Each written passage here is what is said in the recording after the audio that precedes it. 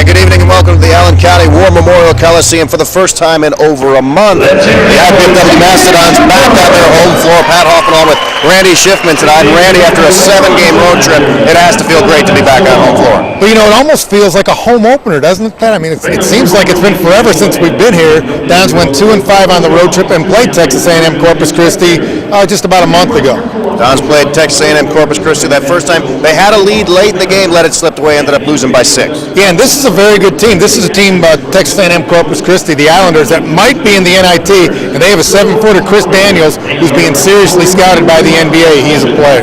Daniels in that first game, they did a good job against him. They held him to 10 points. He did get 13 rebounds, but just 5 out of 15 from the floor. They'd take that tonight, I'm sure. Yeah, and you know, we were looking at the stats earlier, and Daniels, surprisingly, even a pretty good three-point shooter. He's hit half of his shots from three-point land, so he's a threat inside and out, very athletic for a 7-footer. Speaking of the big man, the Dons will have their big men back on the floor tonight.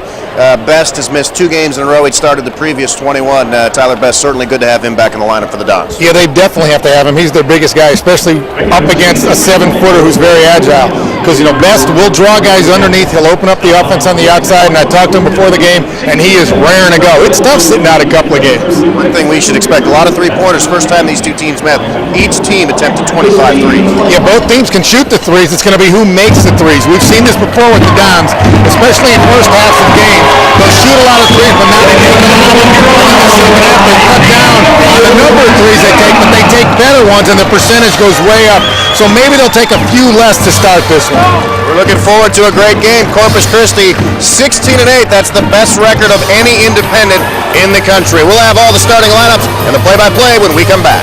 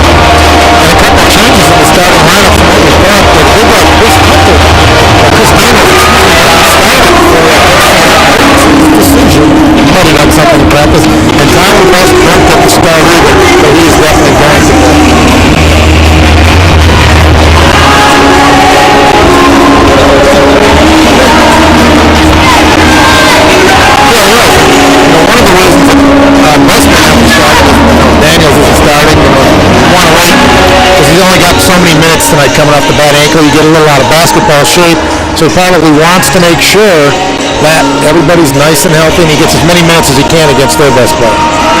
First of all, for Corpus Christi, it'll be Josh Irvin along with Aaron White, Seth Engelken, Rashad Mintz, and Mike Williams taking the place of Chris Daniels. For the Dons, a familiar starting 5 with the one exception. It'll be DeWitt Scott, Brad Pompey, Quentin Carruthers, Justin Hawkins, and then, as we said, Zelko Edrick. And Z controlling the tap for the Dons tonight. Dons with the opening possession, wearing the white uniforms. First shot of the game by Quentin Carruthers. Won't go. Rebound pulled down and brought the other way by Corpus Christi. They like to push the basketball. Very aggressive offensive team. Very deep team. According to the scouting report, Coach Ronnie Arrow's club plays 11 players, try to wear you down. And like you said in the pregame part, his team shot a lot of threes the first time out. Good lob inside there. Okay, and Edrick with the rebound. And here come the Dons. He's had some good rebounding games as of late, and that's what he's got to do right now. He's still learning how to play American-style basketball. DeWitt Scott's three won't go. Rebound ripped down. You know, Pat, this is almost like a neutral site game tonight because the Dons have been gone for so long, 37 days, that it's almost like, you know, a tournament kind of game. Scott, it's good to be back home. Grueling 7-game road trip. They went 2-5. One of those 7 games was against this very same Corpus Christi team. Shot won't go. Rebound pulled down by Carruthers. Still looking for our first points. They got a lot of frequent flyer miles, too. They were in Virginia. They went to Valpo. They went to Northwestern. They went to the Dakotas, and they went to Texas. He said it was 90 degrees in Texas and 5 in the Dakotas. And still looking for our first points. Well, again, you know, nobody has played here for a while, so it takes a while to get back into the rims, you know, and Dane Fife has talked about that a lot. We finally did get our first basket there. Rashad Mintz with the bucket. Justin Hawkins a little gingerly coming up off the ground. Possible bloody nose over there. Yeah, I think somebody's bleeding, so he's got to come out of the game. That would be Hawkins.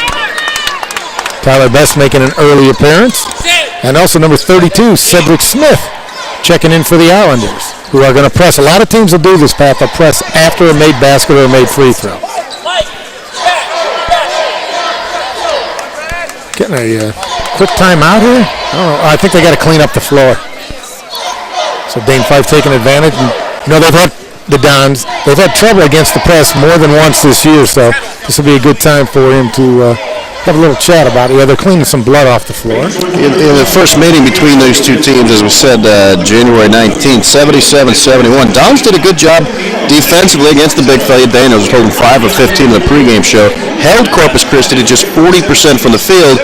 The most impressive thing about that is Corpus Christi as a team shoots 50% from the field in this day of basketball. That's very impressive. Yeah, that's like 60% 10 years ago. Right. This is a good team. Corpus Christi might be in the NIT. And Daniels, even though he's not playing because of something that he did, NBA scouts are looking at him. You know, 7-footer, athletic. Most of those guys are in high school these days. Carruthers shot in the lane won't go. His replacement, Mike Williams, gives up 7 inches in height, but he makes up for it in girth.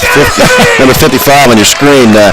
And I don't mean like heavy-wise. He's just solid and stocky. If you get a fall from him, you're going to feel it. He's got that Wes Unseld look. Pass underneath. Scott won't go, but we'll have a personal foul call. Scott will go to the free throw line. Well, that has always been a good spot to get him. And that was a great play by Carruthers. He went up, he wanted to shoot the ball, but somebody contested it, and there was no way he was going to get that shot off, and Raleigh was hanging in the air, and we know Quentin Carruthers has some serious hang time. He spotted DeWitt Scott open underneath, and they're going to get a couple of free throws out of it. Good play by Carruthers and Scott for staying open. Tyler Best came in during that last break in the action, so we knew he would be into the game, and he certainly didn't waste much time on the bench. And as we speak, Chris Daniels, the big 7-footer for Corpus Christi, will check in as well.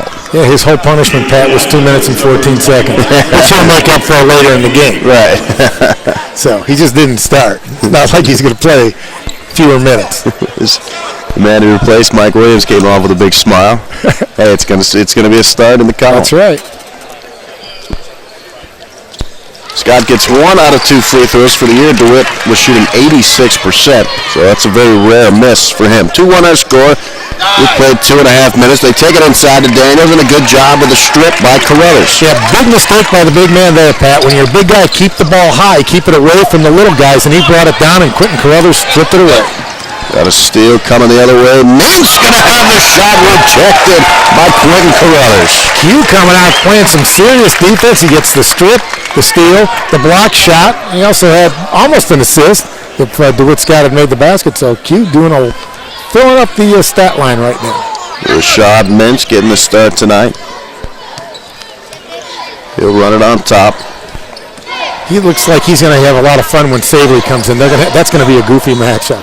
A lot of energy in that. Not even close. Yeah, we had the perfect angle on that. Tyler Best with the rebound. It was drifting like one of our drives. Speak for yourself. Oh, yeah, you hook, I slice. And a turnover on the Dons. A little bit of a sluggish start for both teams tonight. Again, the Dons getting reaccustomed to their surroundings here in the Coliseum. You weren't with us at the top. 37 days since their last home game. Wow.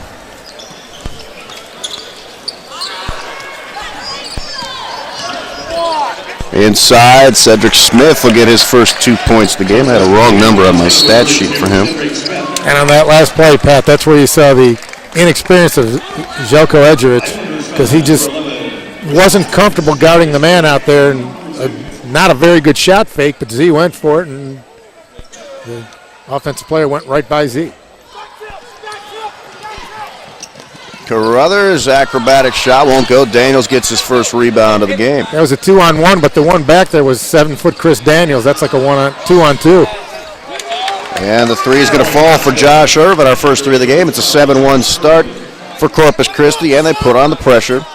We've heard this song before, haven't we, Pat? Don's cold early and falling behind.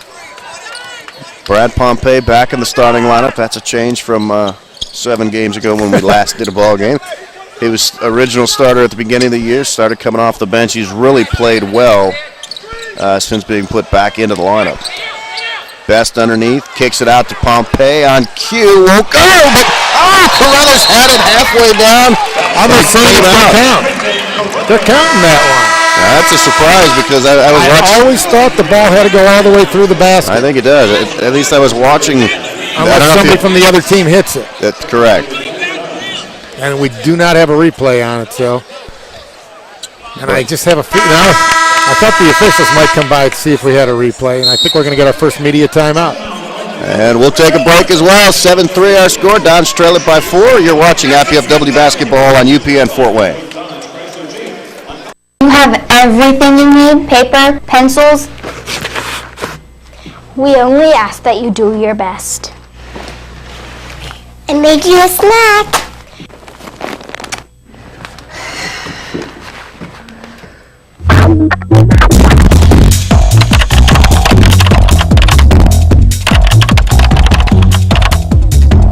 Indiana University, Purdue University, Fort Wayne.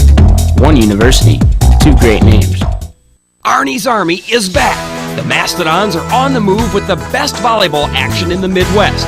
The Dons have a seasoned veteran lineup ready to do battle with the big guns in Division I volleyball. It's time to take the offensive, settle some scores. Catch all the action of the next big volleyball battle at the Gate Center. Go Dons!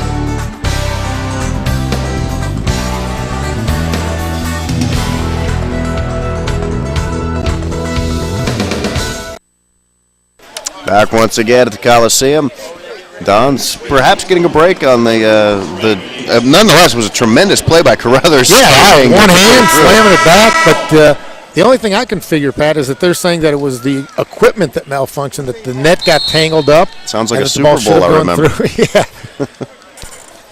There was a funny line about that, the one where you just went. They were asking Stevie Wonder up in Detroit if he ever had a wardrobe malfunction, and he said, not one I've ever seen. That's right, I remember that. So the Dons trail at 7-3. Carruthers gets credit for the hoop, working inside. The big fella Daniels will get the bucket and the foul, or did he walk before? He walked. Might have had a little help with the push there, but he definitely walked. The Dons with the chance to cut into that 4-point deficit. Just underway here at the Coliseum. Nice crowd on hand. DJ Posley in the game now. Freshman has been playing very, very well lately. He is, as you mentioned earlier, Pat, he's been earning his minutes. Carruthers, aggressive move underneath, reverse won't go. Well, he's had a couple of good chances already close and great moves, just hasn't been able to finish it. Tell you one thing I noticed, though, that last possession, Tyler Best definitely still favoring that ankle. Yeah, he's not moving really well. In fact, I'm surprised he's still out there right now. He's looking towards the bench, raising his hand. I think he wants to come out. Posley with it.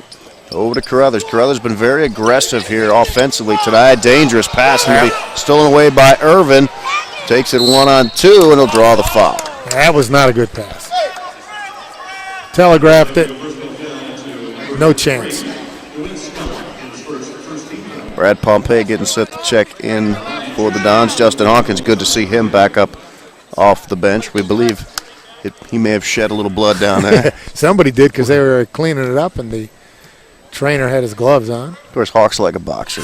He usually loses a little bit of blood every game. It's almost like it's not a good game for him if he doesn't lose some bodily fluids. Yeah.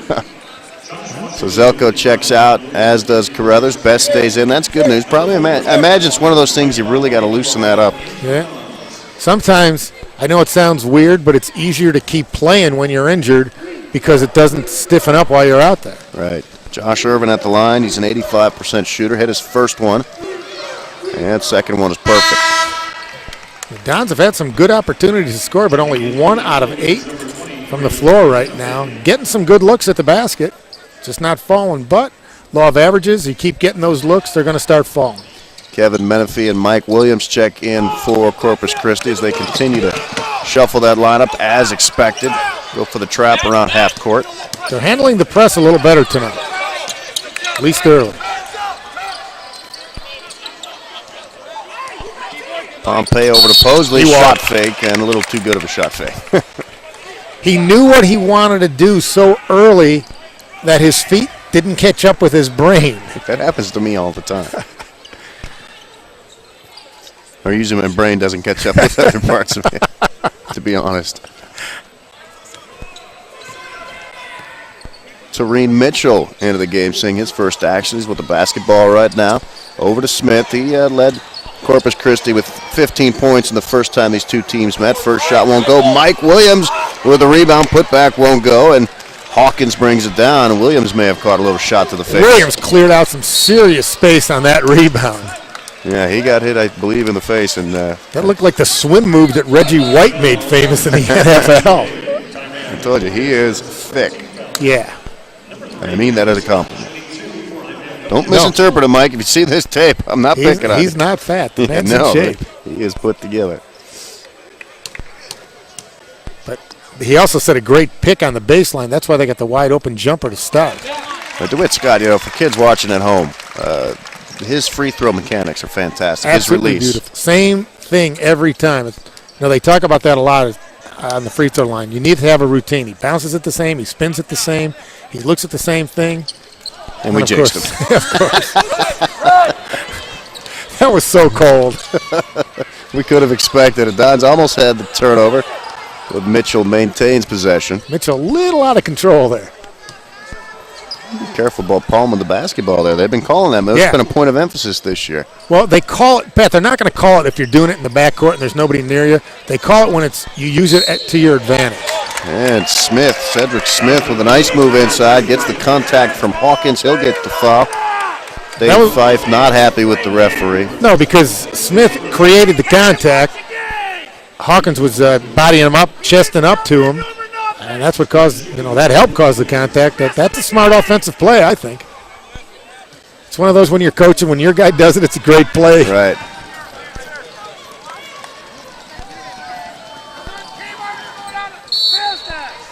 Lane violation. DeWitt Scott. That could be giving him a free point. Dons, what have we played here? 6 minutes, 19 seconds, only 4 points. Still stuck on that 1 out of 8, 2 out of 4 from the free throw line. And in just over 6 minutes, Corpus Christi has already played 10 players. Yeah, well, they said they'll play 11. They're wearing uniforms, they're getting in the game. Pompey is going to be fouled along the sideline. And their stud, Daniels, has played very little so far. Only, 2 minutes maybe? 2.5 minutes? Not very much. No, he's got 1 rebound, has not attempted a shot. I'm surprised we haven't seen Kyle Savely out there yet for the Dons. He'll provide a spark, you know that, when he comes in. And he's the kind of guy who creates some offense. He creates some shots the way he drives the ball. And it's something that they maybe could use right now. Scotch 3 won't go. Boy, that looked good when he let it go, too. That was a carry. See, Pat, you warned the ref about it earlier. He was ready for it that time, but that's where the guy used it to his advantage. Right. Another substitution. Rashad Mintz, original starter, back in. Hard to keep up with these guys. I know. It's like, man, it's like.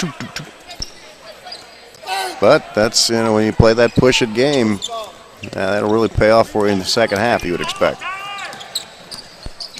Right now, the Dons defense not too bad. The offense needs to get going, and Justin Hawkins. He was wide open for the three on top. We just did a feature on him on the Dane Fife show tonight, and he said that the coaches are trying to get him to shoot the ball more. They say, have some confidence. If you miss a couple, we're not going to take you out. Keep shooting it. Well, Corpus Christi showed him no respect. Left him wide open, and he hit it. Now Best with a steal. Dons in transition the other way, and terrible pass. Let a foul away from the basketball. They caught a break there because DJ Posley, you knew where he was throwing that ball 3 seconds before he got rid of it. I tell you what, Mr. Mike Williams. I didn't see exactly what happened, but Justin Hawkins has had just about enough of Mr. Williams. That's not a fun cover. I noticed you call him Mr., by the way. we're within earshot of Mr. Williams, by the way. So Hawkins already shed some blood. Probably not too upset to see Williams take the bench. I thought Hawk might shoot that one again after making the three.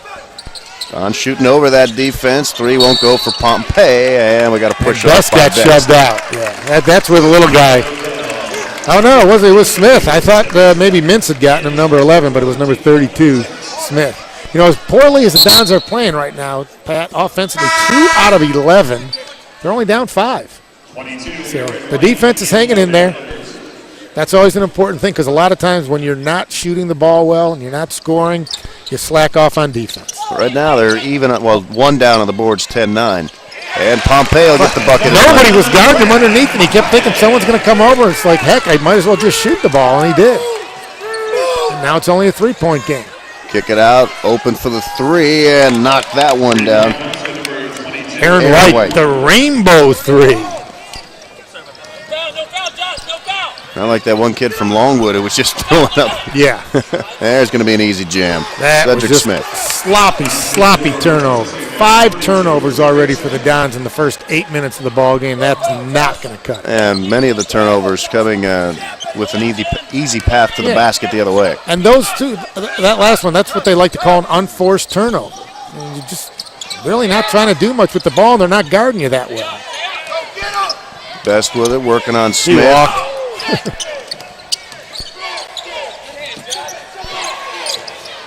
Three on the way from Scott, won't go. Scott's not missing by much. The Dons, though, taking a lot of threes. 6 3-pointers attempted already. Smith underneath. Count it. This is a good time for the Dons to get that media timeout. They need a break right now. And we'll take a break as well. 19-9, a chance for free throw when we come back. You're watching IPFW basketball on UPN Fort Wayne.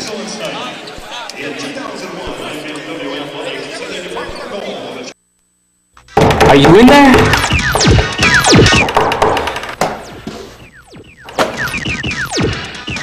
What's up? The show's at 7.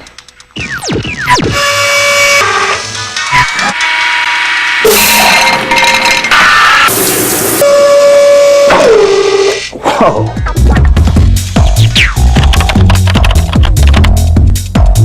Indiana University, Purdue University, Fort Wayne. One university, 2 great names.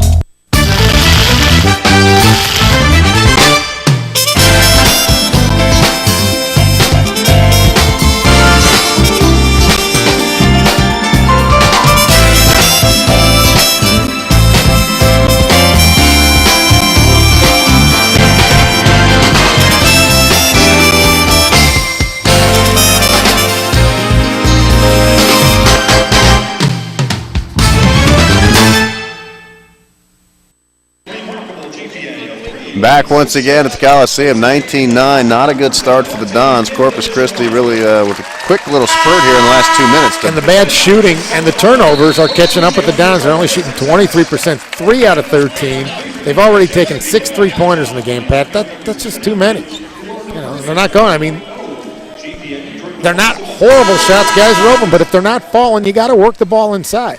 It's simple. And 44% right now for the the Islanders. And the Islanders have only turned the ball over 3 times. Don's 1 of 6 outside the arc. The big guy back in the game, number 21, Chris Daniels. We talked about him earlier. He didn't get the start. Coach's decision, we think there might have been some indiscretion, either in practice or it could be for a lot of things. You never know. Cedric Smith with his 10th point of the game. He leads all scorers. We said he led Corpus Christi a little over a month ago. And he didn't even start the game.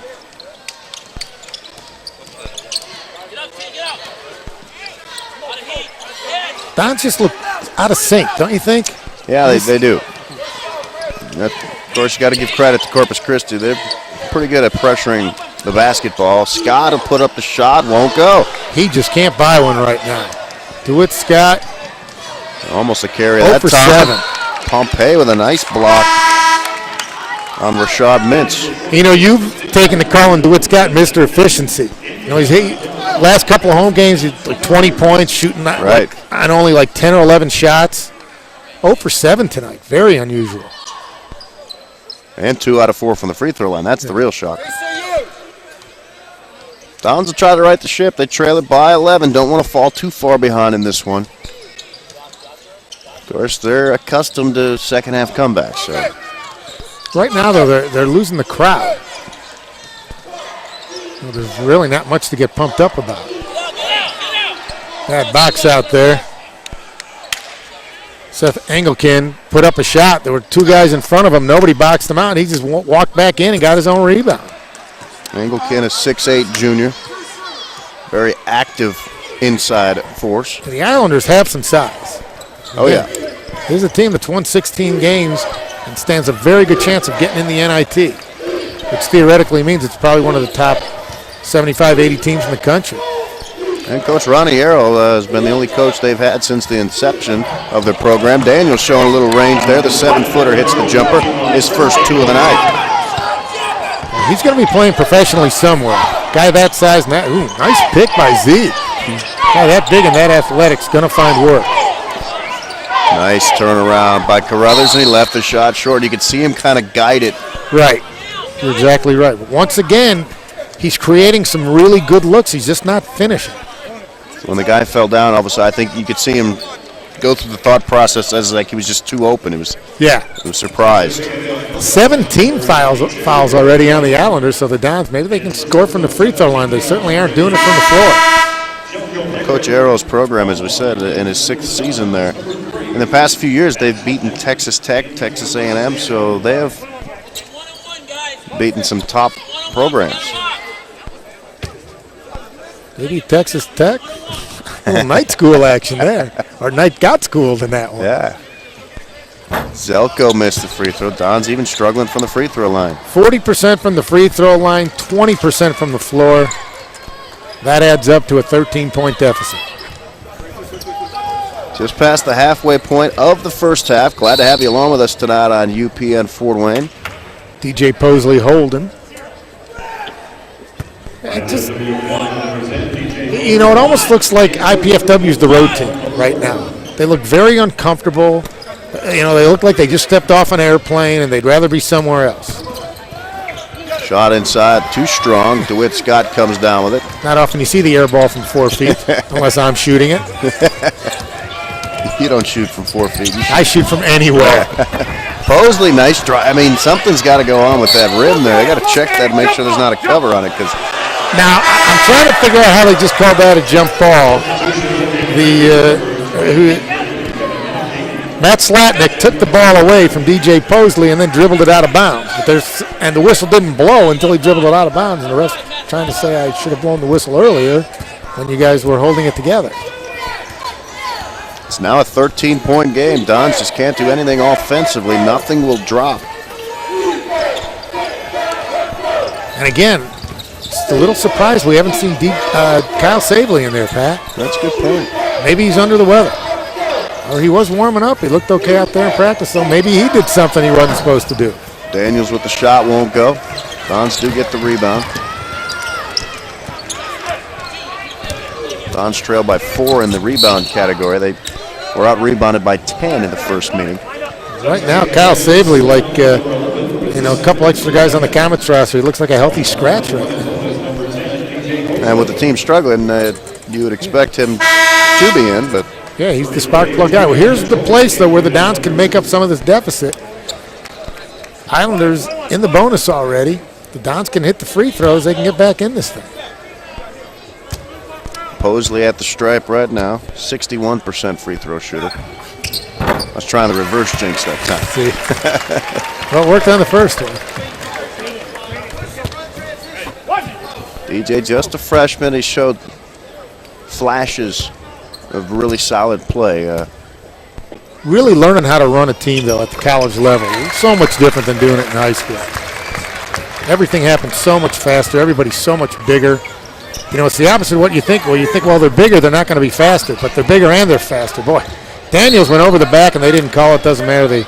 It's dribbled out of bounds by the Islanders. Yeah, Daniels with the quick shot and then climbing the back of Tyler Best. Cedric Smith coming back in. He's got 10 points already. Daniels got an interesting tape job. Oh. Yeah. Well, he is wearing high tops. You know, the high tops don't go up as high as they used to. Another bad pass by the Dons. Sloppy turnover turns into 2 easy points. Easy play for Kevin Menifee. And it is all of a sudden 24-11. Back up to 13. Lane 5 very upset. Understandably so. He is really setting some big high screens tonight. He's got to get something to fall. Carruthers will pull up and does get the roll that time. Boy, after all those bounces the wrong way, one finally bounced the right way for Quentin Carruthers. You know, he shoots a it's almost like a knuckleball when he shoots it. You know, the rotation pad, have you noticed that? He doesn't have the big spin on the ball. It's right. Very dead the way he shoots the ball. He's got a little side spin. Yeah. So Daniels turned it over inside. Dons will try to score for the second possession in a row. Posley working on Slatnik.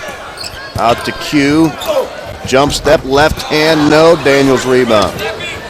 Don's falling all over the place, trying to get that lead back under double digits, and another carry is called. And we've got a break in action. We'll take a timeout. Dons trail it by 11. You're watching IPFW basketball on UPN 4.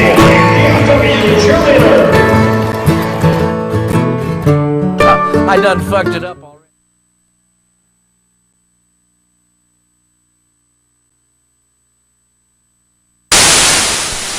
If legislation being considered now in the U.S. Congress passes, you won't see your local team or your government or local events and news on this TV channel. Telecom giants want to end the funding source for this and other local channels. And with such action, end your rights to watch or produce local programming. Don't let local access become won't see TV. Go to SaveMyFreeSpeech.net or AllianceCM.org now and learn how you can help. Become informed and contact your representatives in Washington. The time for your action is now. Otherwise, this is all you'll see here soon.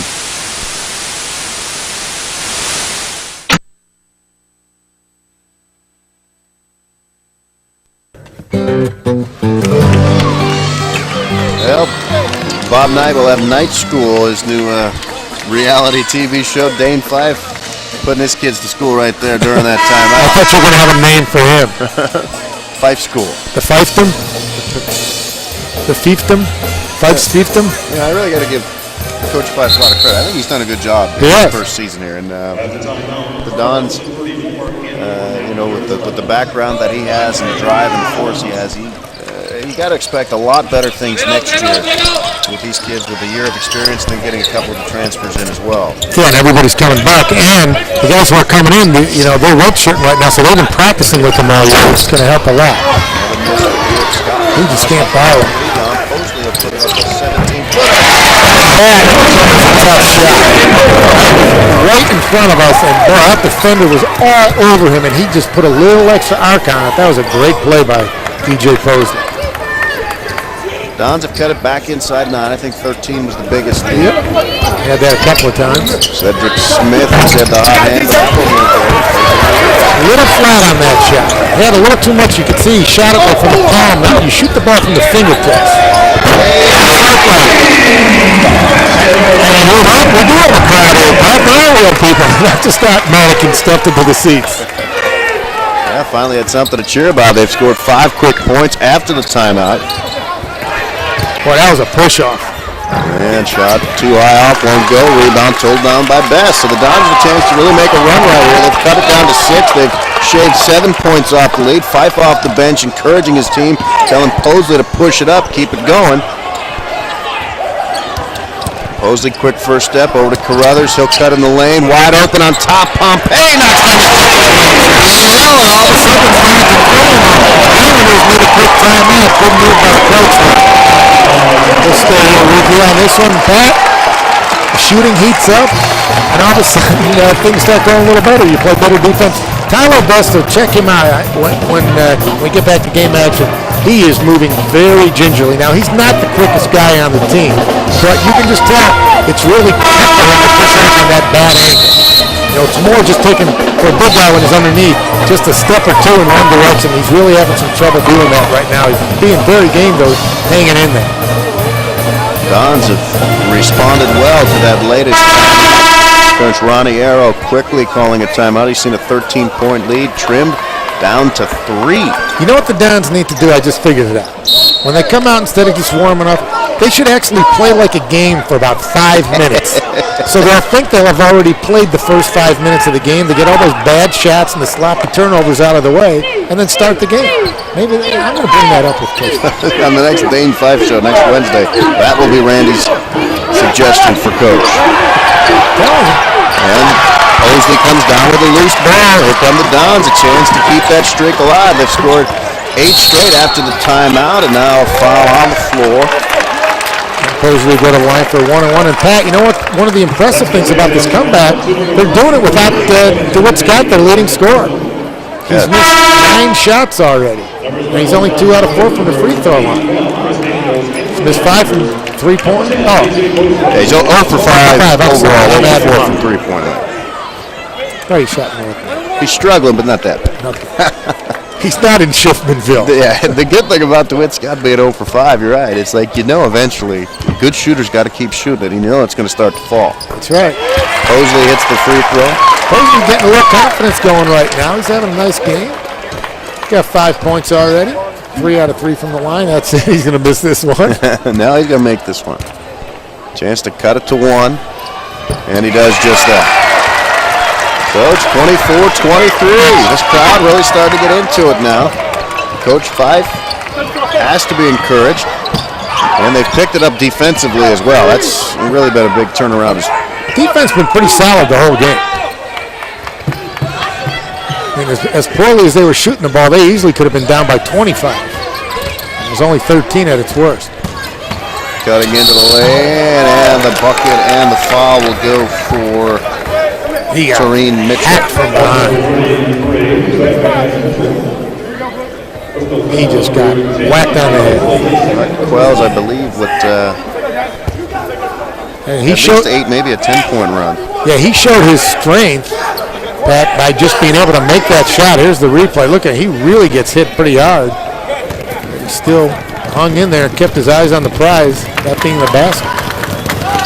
Mitchell, an 81% free throw shooter, completes the 3-point play. It's back up to a 4-point game. Brad Pompey's hit a couple of big 3-pointers. And he cuts down the lane, kicks it out. Posley on top to DeWitt Scott. Best sees the open man. Can he get another one? He's got 11 points already.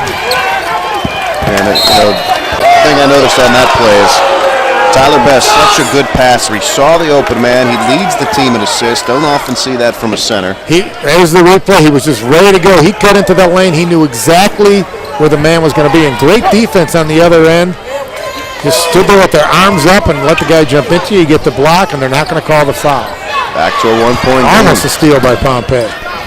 Mitchell puts up a shot, no good. Posley almost had it, and then he does have it. Here come the Dons. Posley will. Once again on that one, Pat, you see how Best just got in the way. Forced a bad shot, and we see Kyle Savely finally getting ready to come in. Chance to take the lead. And a dangerous pass, and stolen, and almost lost. Tipped away. Smith going for the dunk, but DeWitt Scott's not going to give that up. He was trying to sky from about 8 feet away from the basket. Just can't keep turning the ball over like that. Dane Fife extremely frustrated by all these turnovers. Especially when they've been on such a nice run. And they're turning the ball over out on top. As you saw right there, it's not like they're driving to the basket and having it stolen away. I mean, they're just passing the ball around up top, and they're losing it. Cedric Smith's 2 free throws knocks down the first one. He leads all scorers with 11. Well, it's tied Pompey now up to 11 points. Tell you what, Don's pretty lucky to only be down by 2 right now with 4 minutes and 8 seconds to go in the first half. We'd really like to see him close this half. Because really, once they got a few shots flowing, everything started to go. It's amazing what a couple of three-pointers will do for you. 2 free throws for Smith. And I think right now you've got to get the ball to Pompey some more. In fact, I'm surprised Savely's not the one bringing it up and let Pompey spot up and try to shoot the 3.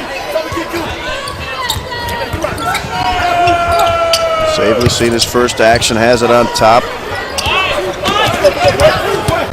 Penetrates, cut off on the baseline, over to Carruthers. Here's an opening, has the shot blocked, but we got a foul. Boy, that looked like a pretty clean block, too, by Cedric Smith there. Okay, the foul. Smith was a clean block. They called it on Aaron White, so Smith did have the clean block. We've got a timeout in action. It's a 3-point game. We've got a good one on our hands. Stay tuned. We're coming right back. You're watching IPFW basketball on UPN Fort Wayne.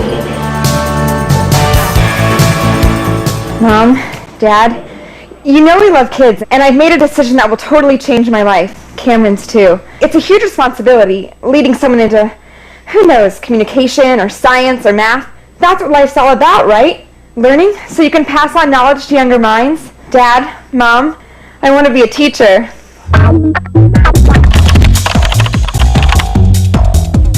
Indiana University, Purdue University, Fort Wayne. One university, 2 great names. On this month's edition of IPFW Up Close, we're giving you a piece of Americana in the form of the Possum Trot Orchestra. We'll meet the musicians, singer-songwriters, folklorists, guitar makers, admission office information specialists, and friends. We'll find out what brought them together, where they came up with a name for their group, what their backgrounds are, and we'll also feature them in a mini-concert. Join me, Susan Alderman, Sundays at noon for IPFW Up Close on College Access Channel 56.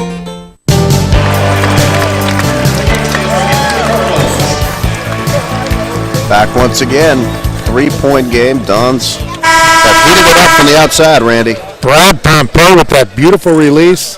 Remember I was talking about you want to see when a guy shoots the ball that the ball is towards his fingertips when he lets go of it, not back in the palm of his hand. Dons have hit 3 consecutive three-pointers, all by Brad Pompey, who's all of a sudden got 11 points. And the shooting percentage up to 35%, which isn't anything to write home about. They're both shooting right about the same, but better than the 17% that it was just a few minutes ago. That's what I think it was 3 out of the first 16, something like that. And Carruthers banks in the free throw. I don't think that counts. He didn't call bank. He didn't call glass. I tell you what, with as many tough bounces as they had earlier, they'll take that one. And that one curls out. And that was the one that looked good, of course.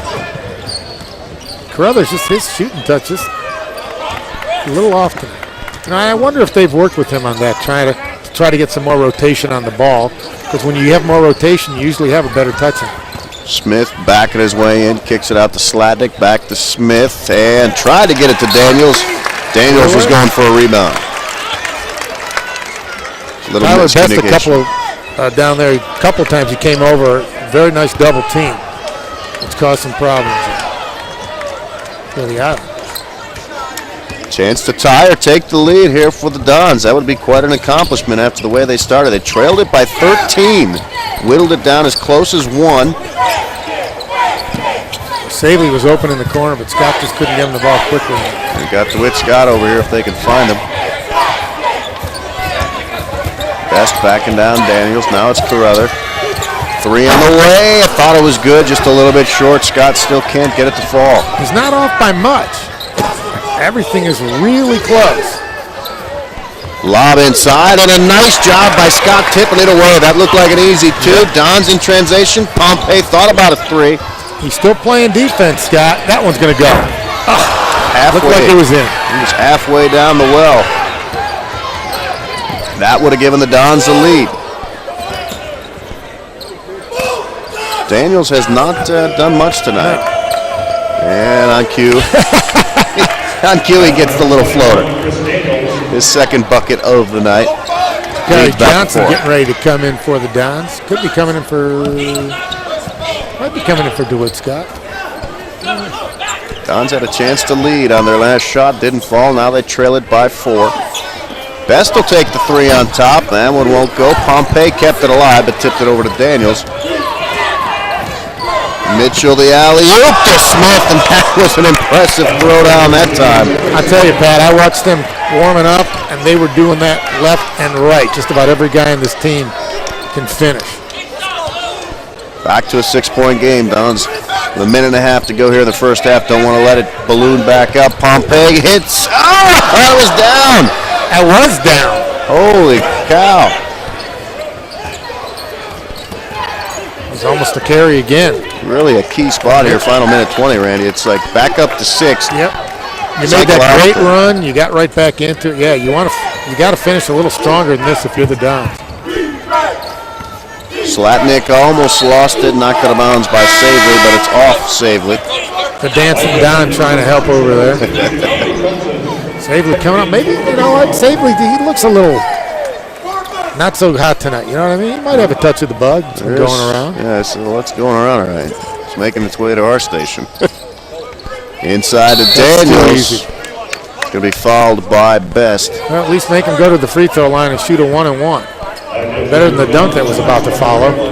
The big man does have a good touch. He's an 80% free throw shooter on the year. Right now, too, Pat, you got a minute 3 to go in the game. In the first half, the Dons should take a quick shot here. If I'm IPFW, I want to get a shot off within 10, 15 seconds, so you'll get another possession. You get a 2-for-1. Daniels left it short, so he misses the front end of a 1-and-1. Dons dodge a bullet there. We're inside a minute to go. Pompey will bring it down. They're not doing it. You rarely see that in college, and I just don't get it. Just don't get it. Pompey with it now over to Quentin Carruthers, guarded by Smith, into the lane. Little turnaround, bank not open that time, and Daniels a rebound.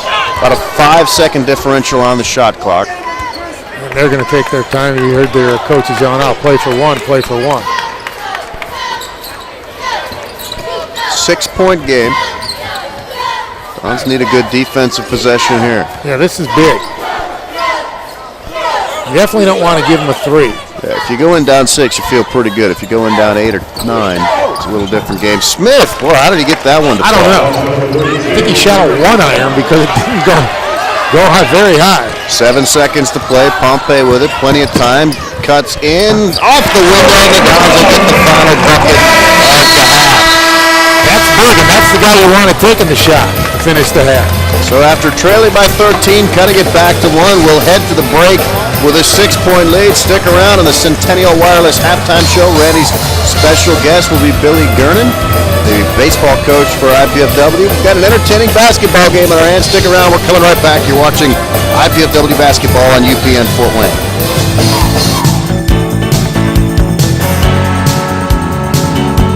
Arnie's Army is back. The Mastodons are on the move with the best volleyball action in the Midwest. The Dons have a seasoned veteran lineup ready to do battle with the big guns in Division I volleyball. It's time to take the offensive, settle some scores, catch all the action of the next big volleyball battle at the Gate Center. Go Dons!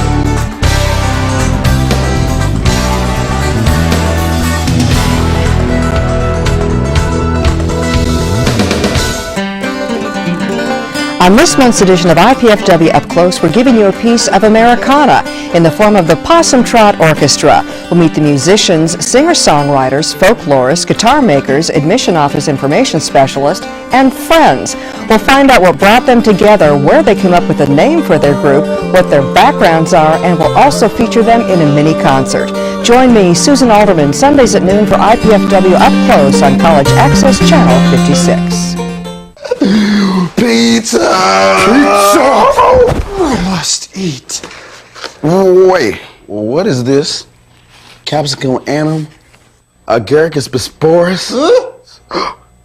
Allium cepa? Can we eat this? Peppers, mushrooms, and onions. Eat your pizza, man. Honey. Indiana University, Purdue University, Fort Wayne. One university, two great names.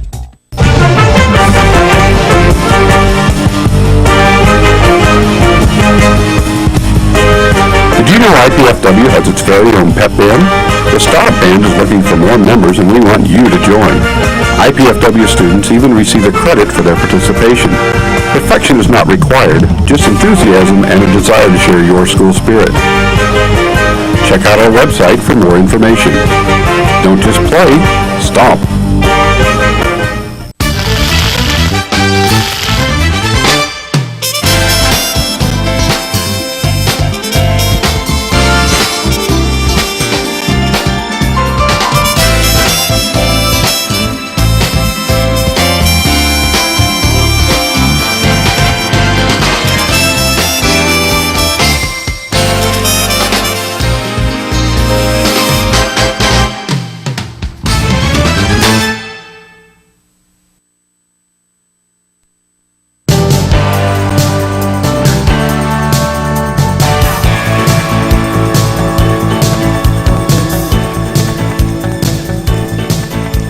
Back once again on the Centennial Wireless Halftime Show. Pat Alpin along with Randy Schiffman tonight. 35-29 is our halftime score.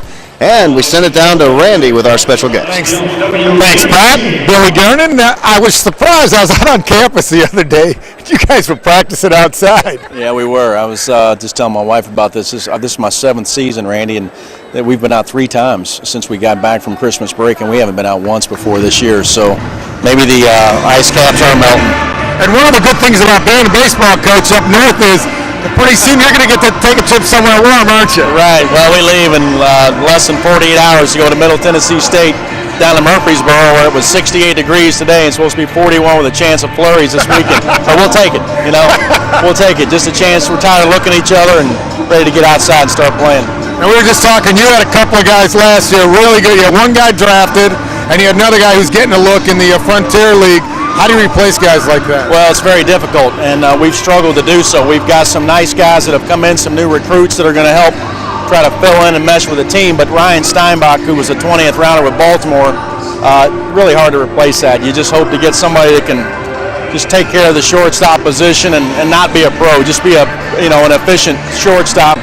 And then Freemian, the speed. You know, we were 10th in the nation last year in stolen bases, and we were top 30 in the nation in batting average, and our batting average was so strong because of the stolen bases. They kind of worked in with one another. So we're trying to figure out how to continue to generate the running game. Ryan Keena from Homestead is back as a senior switch hit kid, and he was 9th in the nation himself last year in stolen bases. So hopefully he'll keep the running game moving for us. And Dusty Freemian and his family lived just like a block from me last year, and his dad used to come over and get tapes from me. Like, hey, make copies of it. Hey. But in a good way, though, for you, that means you can now go to recruits and say, hey, look, we've got guys who are getting drafted, getting looks, and that's got to help your program in the long run. Well, I don't think it's ironic that last year we had national recognition in some statistics, one game short of 500, a draft pick in the 20th round of Baltimore, and this is the best recruiting early signing period we've ever had. We signed 6 outstanding freshmen, seniors from the area, from Indiana especially, and pretty excited about what's coming in here. And there is some good high school baseball in this area, so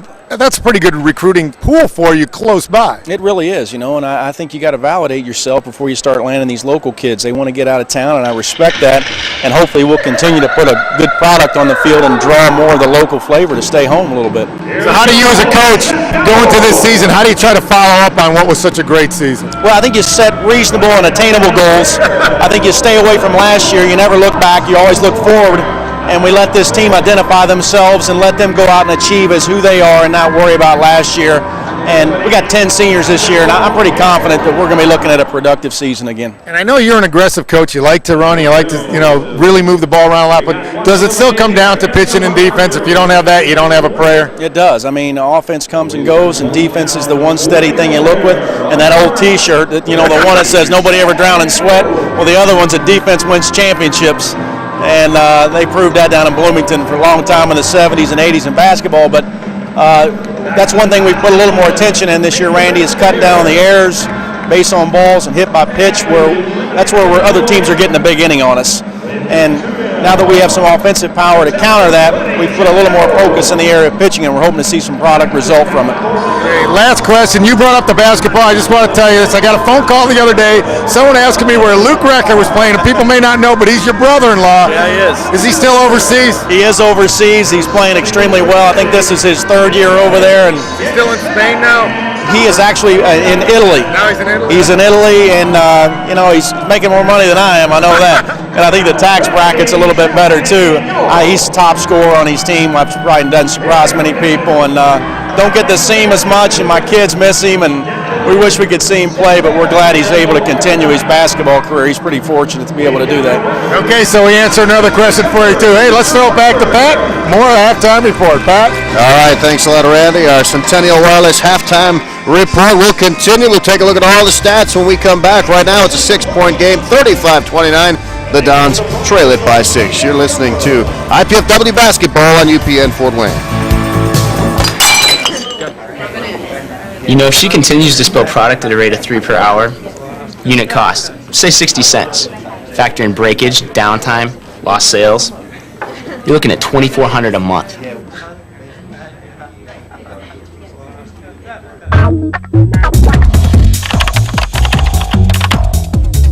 Indiana University, Purdue University, Fort Wayne.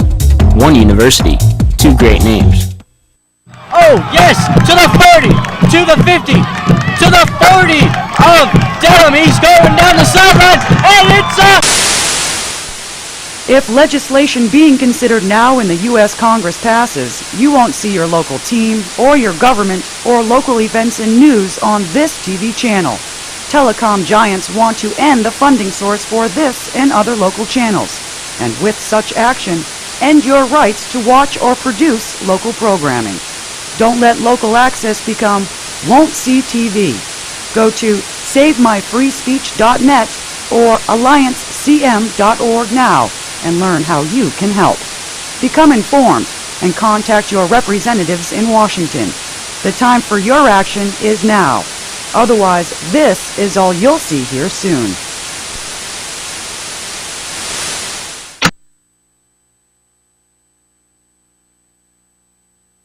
Arnie's Army is back. The Mastodons are on the move with the best volleyball action in the Midwest. The Dons have a seasoned veteran lineup ready to do battle with the big guns in Division I volleyball. It's time to take the offensive, settle some scores. Catch all the action of the next big volleyball battle at the Gate Center. Go Dons!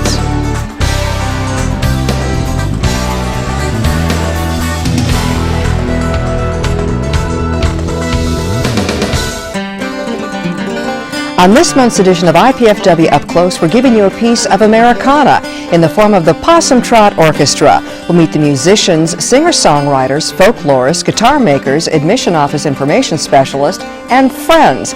We'll find out what brought them together, where they came up with a name for their group, what their backgrounds are, and we'll also feature them in a mini-concert. Join me, Susan Alderman, Sundays at noon for IPFW Up Close on College Access Channel 56. We welcome you back once again to the Allen County War Memorial Coliseum. Pat Hoffman along with Randy Schiffman, 6-point game. The Dons trailed it by 13, 24-11, Randy, when the Dons went on a 12-0 run, keyed by a couple of big three-pointers by Brad Pompey that really changed this ballgame because the Dons are on the verge of that early knockout. Yes, didn't Pompey rule Rome at one time and pretty much the entire civilized world? Well, Pompey was ruling tonight. Three three-pointers here tonight. And then he got that runner at the end of the half, which I think is big, Pat, because they played so well, made that nice comeback, and then they started playing a little sloppy. Cedric Smith got that one basket to cut it to make it an 8-point lead, and Pompey coming back with that deuce.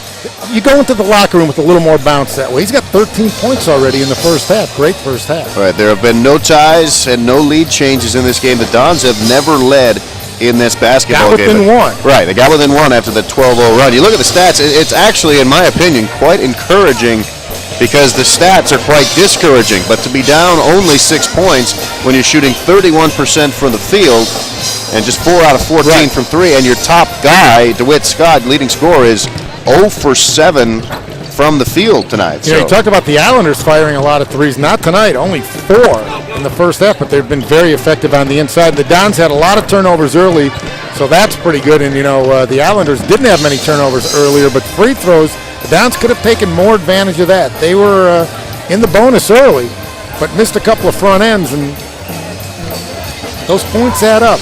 Point here, point there, especially when you miss the front end of a one-on-one, you're giving up a chance for 2.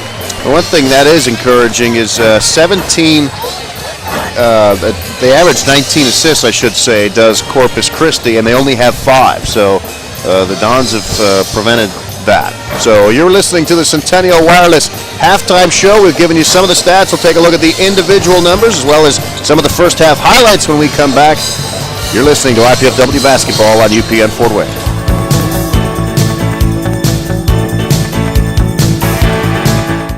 Do you have everything you need? Paper, pencils?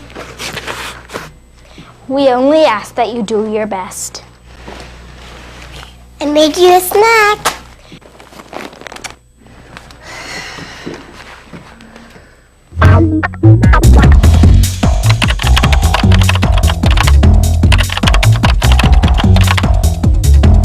Indiana University, Purdue University, Fort Wayne. One university, 2 great names.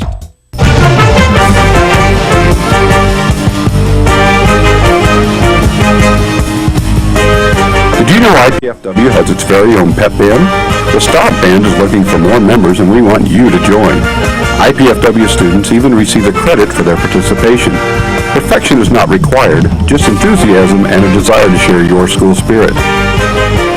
Check out our website for more information. Don't just play, stomp. On this month's edition of IPFW Up Close, we're giving you a piece of Americana in the form of the Possum Trot Orchestra. We'll meet the musicians, singer-songwriters, folklorists, guitar makers, admission office information specialists, and friends. We'll find out what brought them together, where they came up with a name for their group, what their backgrounds are, and we'll also feature them in a mini concert. Join me, Susan Alderman, Sundays at noon for IPFW Up Close on College Access Channel 56.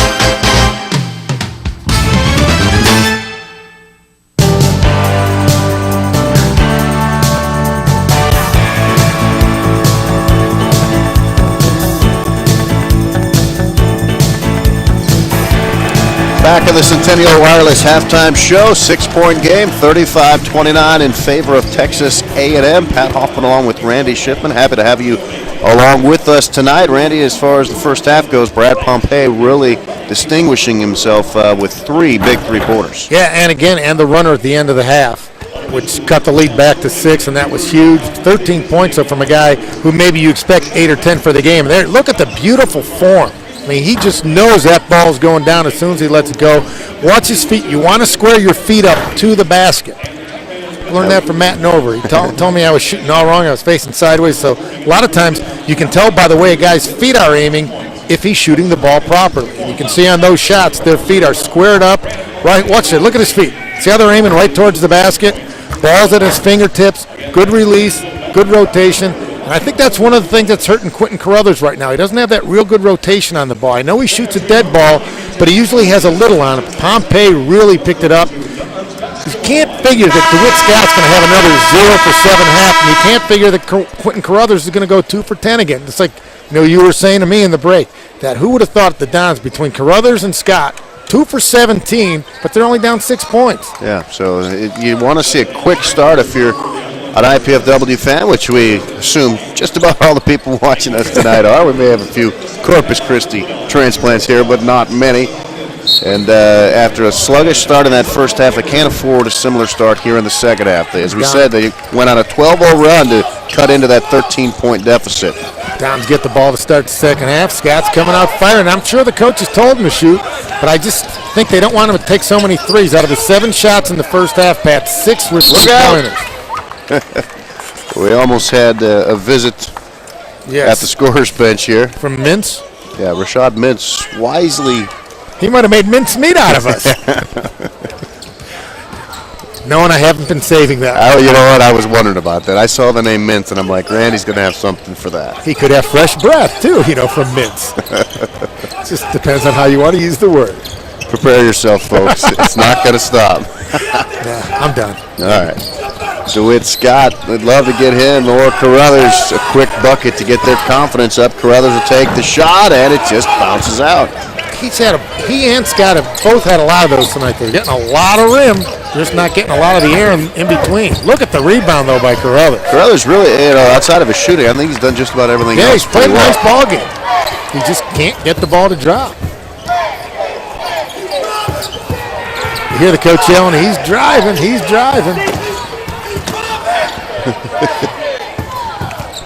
This is one of the assistant coaches. Pompey shot missed everything. In transition the other way, and a little body foul called on Carruthers. A little ticky-tacky, but sometimes the refs will do that early in a half just to set the tone. You were talking about the big guy, Williams. Mike Williams for Corpus Christi 55 is back out there now, or Mr. Williams as you refer to him.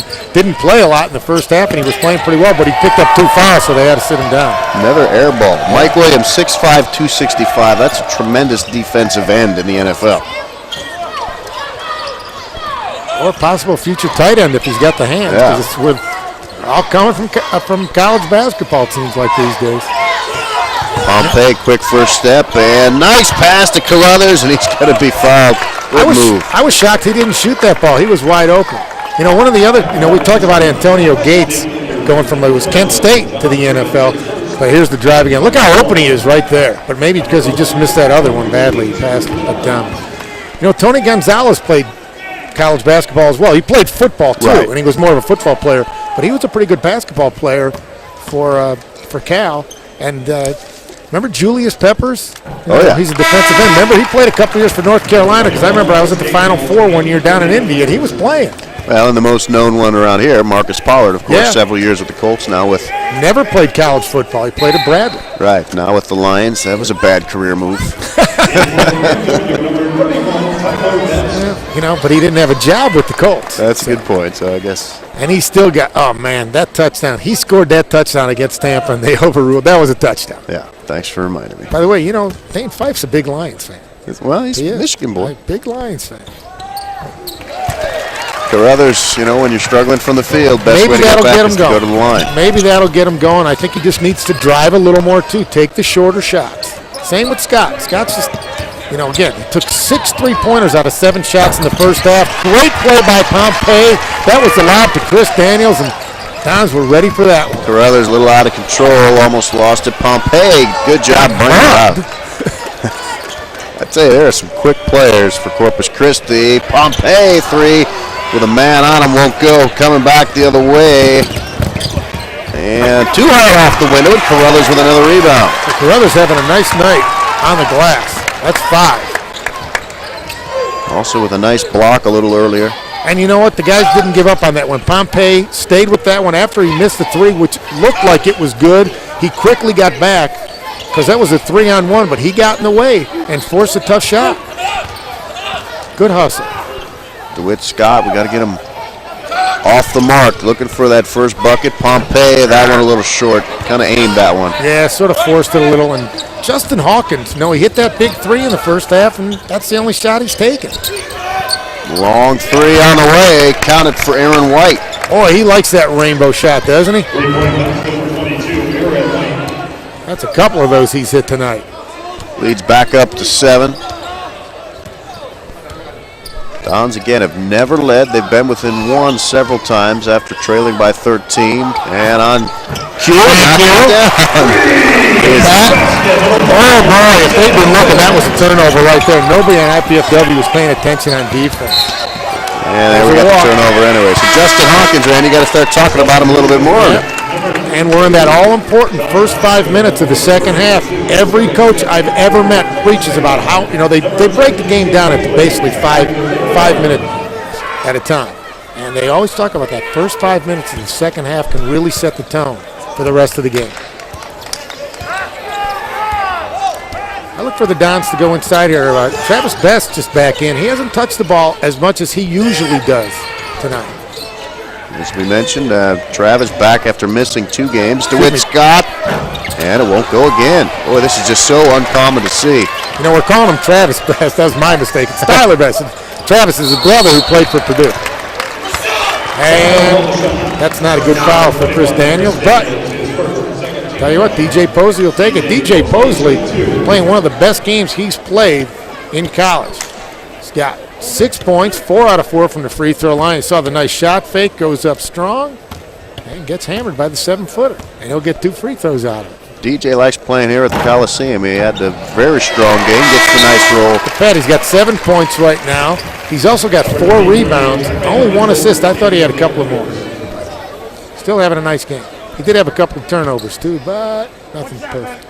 It was just the first foul on Daniels, who has just 4 points, but he does have 8 rebounds. Hasn't played a lot of minutes tonight, though. Didn't start the game, coach's decision.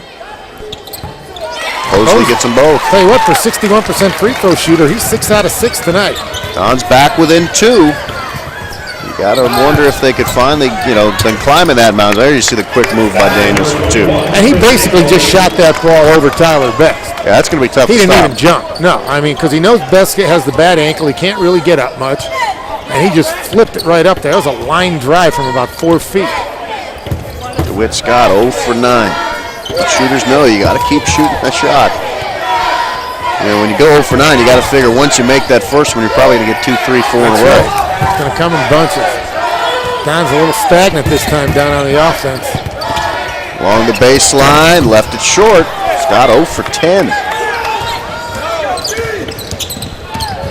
Thought they might run a play for Justin Hawkins there. That's going to be a push on Tyler Best. We've got a break in action. We'll take this time out. Don's trailing by 4. You're watching IPFW basketball on UPN Fort Wayne.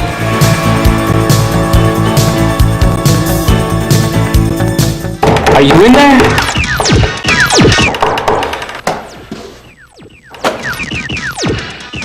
What's up? The show's at 7.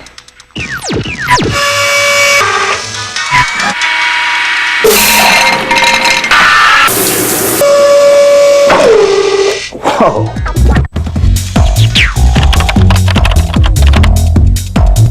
Indiana University, Purdue University, Fort Wayne. One university, 2 great names. Arnie's Army is back. The Mastodons are on the move with the best volleyball action in the Midwest. The Dons have a seasoned veteran lineup ready to do battle with the big guns in Division I volleyball. It's time to take the offensive, settle some scores, catch all the action of the next big volleyball battle at the Gate Center. Go Dons!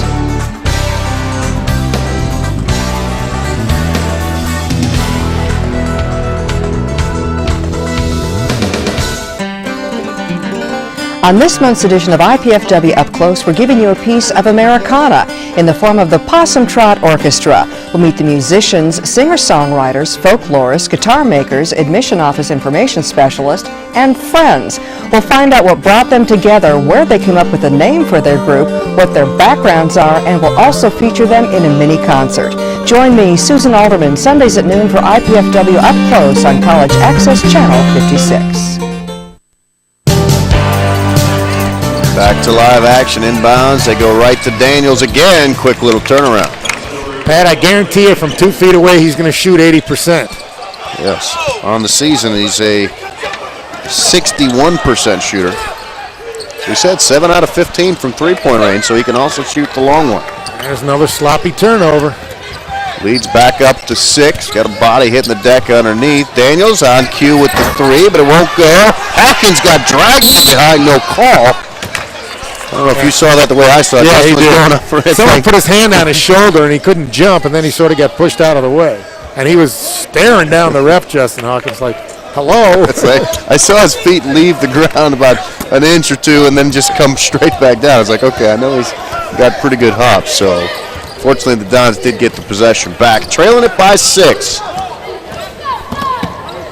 Mosley, little drive, elevates and gets it to roll. Nice soft touch. Put a good arc on that ball. Got the bounce. He's having a great game. He's in double figures.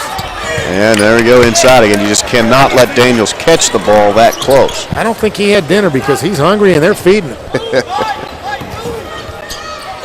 Dons trail it again by 6 points. Remember when you said Daniels only had 2 points, but he had 8 rebounds? Now he's up to 10. Yep. Points. Thought Hawkins might shoot that 3, but he didn't want to take it with Daniels on it. Best really hasn't been involved. Pompey gonna knock down the three-pointer. Boy, rattle that one home. That's his 4th three-pointer of the night. 16 points for Pompey. That's close to a career high for him. I know he's been up there once or twice this year. Don's cut the lead back to 3. Plenty of time to go in this one. Hope you're enjoying the broadcast. We're having fun bringing it to you. It's the first one we've done in over a month. Yeah, our voices should be well rested. I had a cold last time we did it. I got rid of the cold, and now we're back, and I got a cold again. We picked it up again. Justin Hawkins had some good defense on that one. Forced a tough shot by Cedric Smith. And Dons have a chance to get within 1 or even tie it with a 3. Dane Fife not liking the sloppy play. Taking the timeout. It's going to be a full timeout. So we'll take a timeout as well. Dons trail it by 3. You're watching IPFW basketball on UPN Fort Wayne.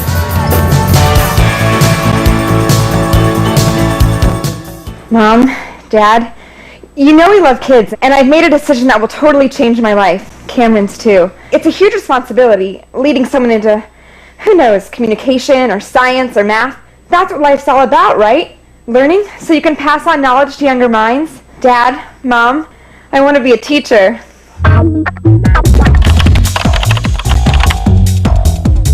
Indiana University, Purdue University, Fort Wayne. One university, 2 great names.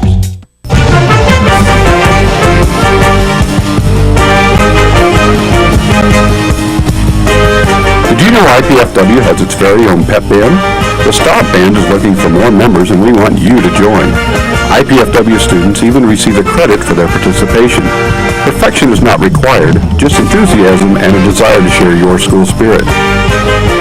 Check out our website for more information. Don't just play, stomp.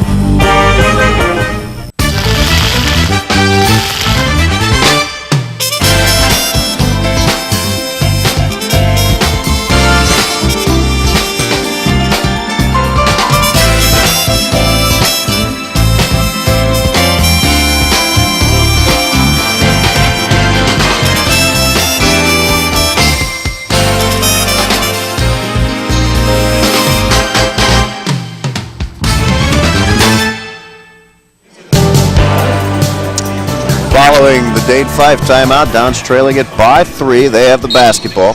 And we heard the Texas A&M coach telling his guys, hit the offensive glass. So let's see if they start doing that.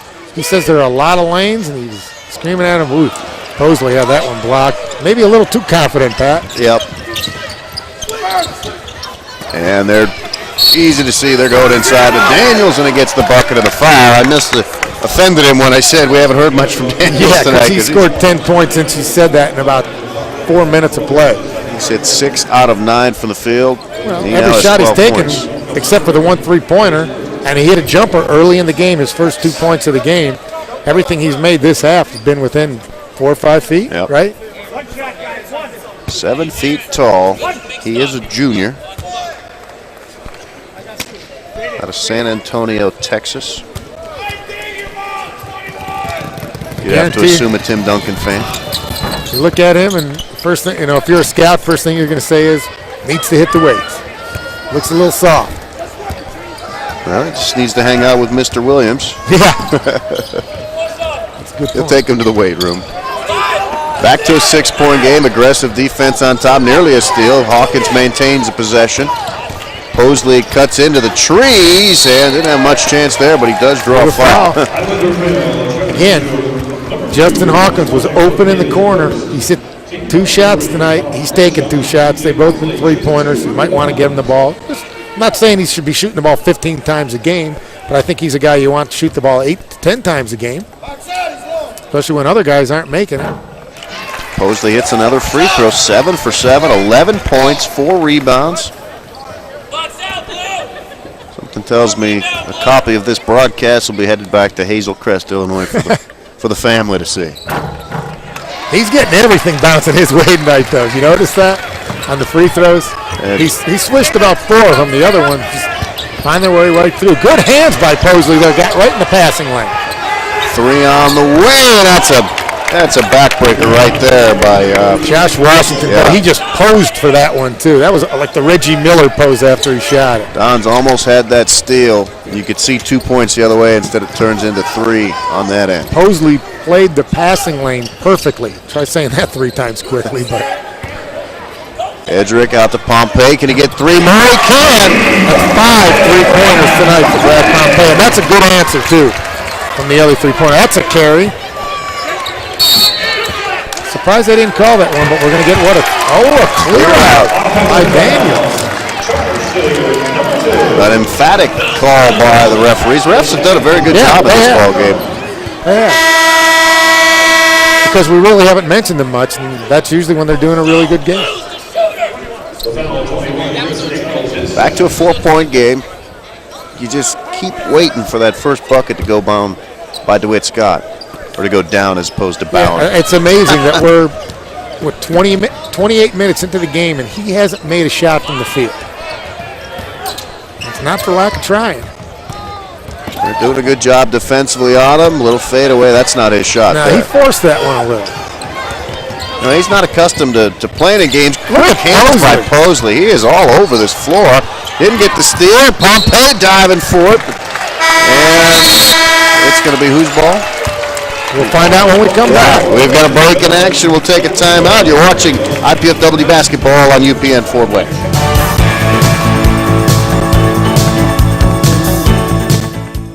Oh, yes, to the 40, to the 50, to the 40 of Dedham. He's going down the sideline, and it's up. If legislation being considered now in the U.S. Congress passes, you won't see your local team or your government or local events and news on this TV channel. Telecom giants want to end the funding source for this and other local channels. And with such action, end your rights to watch or produce local programming. Don't let local access become won't see TV. Go to SaveMyFreeSpeech.net or AllianceCM.org now and learn how you can help. Become informed and contact your representatives in Washington. The time for your action is now. Otherwise, this is all you'll see here soon.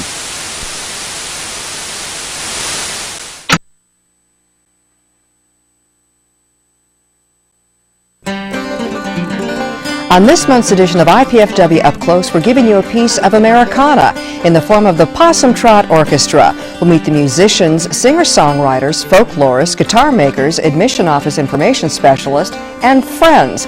We'll find out what brought them together, where they came up with a name for their group, what their backgrounds are, and we'll also feature them in a mini-concert. Join me, Susan Alderman, Sundays at noon for IPFW Up Close on College Access Channel 56. The possession goes to Corpus Christi after that loose ball down there just before the break. And Randy, you and I talking during the break, this team really looking more and more like the a Dane image 5 team, of Dane 5. Playing the passing lanes, hustling, really playing hard on defense. There's Pompey. Look at that stroke. He's just so confident right now. He wants to keep shooting 7 out of 13, 5 out of 9 from threes, 19 points. Foul was on DeWitt Scott. That's his third. When's the last time you saw DeWitt Scott, Pat, this late in the game, 11 and a half minutes to go, with more fouls, 3, than points, 2? Never. Correct. You are correct, sir. Smith with the free throw. Yeah, he's been quiet since that strong first half. He's got 17. Pompey's career high is 20 points, so he's 1 away from that.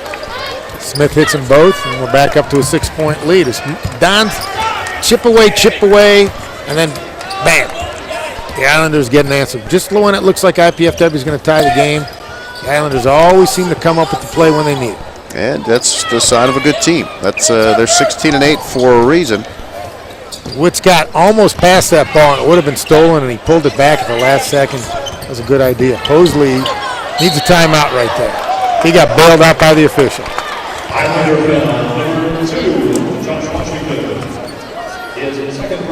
He wasn't out of control there, Pat. He just fell down. He just lost his foot. You know, sometimes the floor here gets a little slick because of the ice underneath for the counts. Zelko Edrick will inbound it. See if the Dons can run a good play here. Get it to DeWitt. That looks good, and it is. Finally. I can tell when he released it, I looked like his shot that we're used to seeing, and he finally gets his first one after his 12th attempt. He's had so many close, though. Z almost knocked that ball away. And then he gets in the way, and everybody goes up with it. It's like the Keystone Cup's out there right now. Scott going to take another? No, smartly pulls it out. Another three would tie it here. And here it is, same spot. That one won't Different result. That would have been a big one. Still think he's shooting too many threes. In transition, good job by Zelko Edrick. He's really playing a terrific game. You can see his game growing and growing and growing. Dons within three. They have been so close, as you've said many, many times. They have yet to tie the game, have never led, have trailed by as many as 13, and they've cut it back down to 3. Had a chance on that last DeWitt Scott try that would have tied the ball game. But got to get the ball to Pompey a little more. He's shooting the ball so well right now. Look at this one. I just say, who's got the ball? You know, first he took steps, and then he let go of the ball, and the Dons wound up with it. A pretty good offensive rebound there by Cedric Smith. And remember, the coach just told him, start crashing the boards, and you saw it was open there for the rebound. See if they keep doing it. Tyler Best getting a breather right now. Not a typical game for him. Long three on the way. Won't go that time. Rebound by Hawkins. Best with just one field goal attempt. He's 0 for 1. Yeah, and on that one, Washington, he shot it from almost the same spot where he just made one a few minutes ago, and he posed again, but that was more like a hopeful pose, and I really think it's going in pose. Posley a drive. Thought he was going to draw contact. Yep. He was also waiting for Daniels, the big guy, to come over. Well, he's gone to the free throw line 10 times, so he was expecting to draw some more contact there. Three on the way, won't go. Daniels crashes for it, but DeWitt Scott brings it down. Another chance to get within 1 with a 2 or tie with a 3. The fans exhorting him on. Big possession right here. Daniels was in the right spot to get that rebound, but he got there a little late, and he's looking a little tired right now. He's played a lot of minutes this second half. Well, the tie was halfway down again. How many times have we seen the ball halfway down?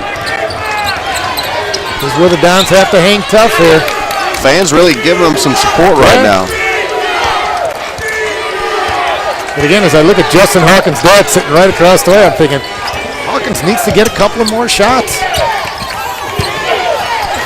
Smith, well, he is good with that elevation inside, and then that quick shot. He now has 20 points. That's the top mark for either team. And he got fouled on that play by Hawkins. Hawkins hit him right on the arm while he was shooting, and he's still strong enough to get it to go. Daniels is the more hyped player for good reason at 7 feet with a good soft touch, but Smith, I think, might be their best player. He's got a really nice complete game. There's Hawkins. Oh, almost got you another 3, Randy. That time, though, right when he was shooting it, did you see Smith close on him and contest the shot? And he just changed the arc a little, and that forced the miss. Dons have to keep it around this 5-6 point range. You can't let the other team get it up to 10 now when you're running down on time. You know, with just about 8.5 minutes to go in the ball game. Almost a travel that time. Almost a second travel. And a turnover that time. Pompey with the steal. So they got late in the shot clock there, and they started to panic a little, and they forced a pass on the inside, and the Dons, like you say, doing that Dane Fife defense, playing those passing lanes, creating the turnover. Let's see if the Dons can run a play here, get themselves a high percentage shot through the hands of Edrick, and instead a turnover. Posley might be getting a little tired. He's logging a lot of minutes tonight. Shot won't go for Rashad Mintz. We've got a timeout. We'll shoot free throws when we come back. 54-49 score. You're watching IPFW basketball on UPN Fort Wayne.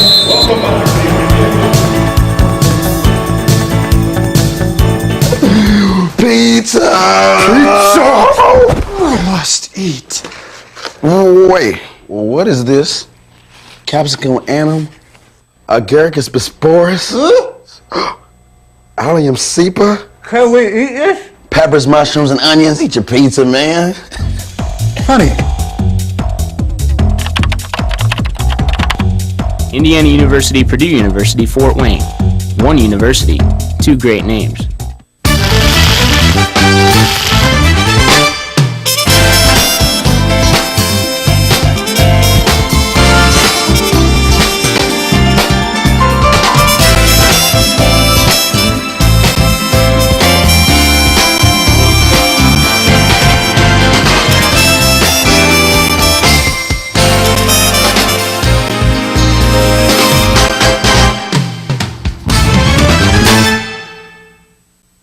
Arnie's Army is back.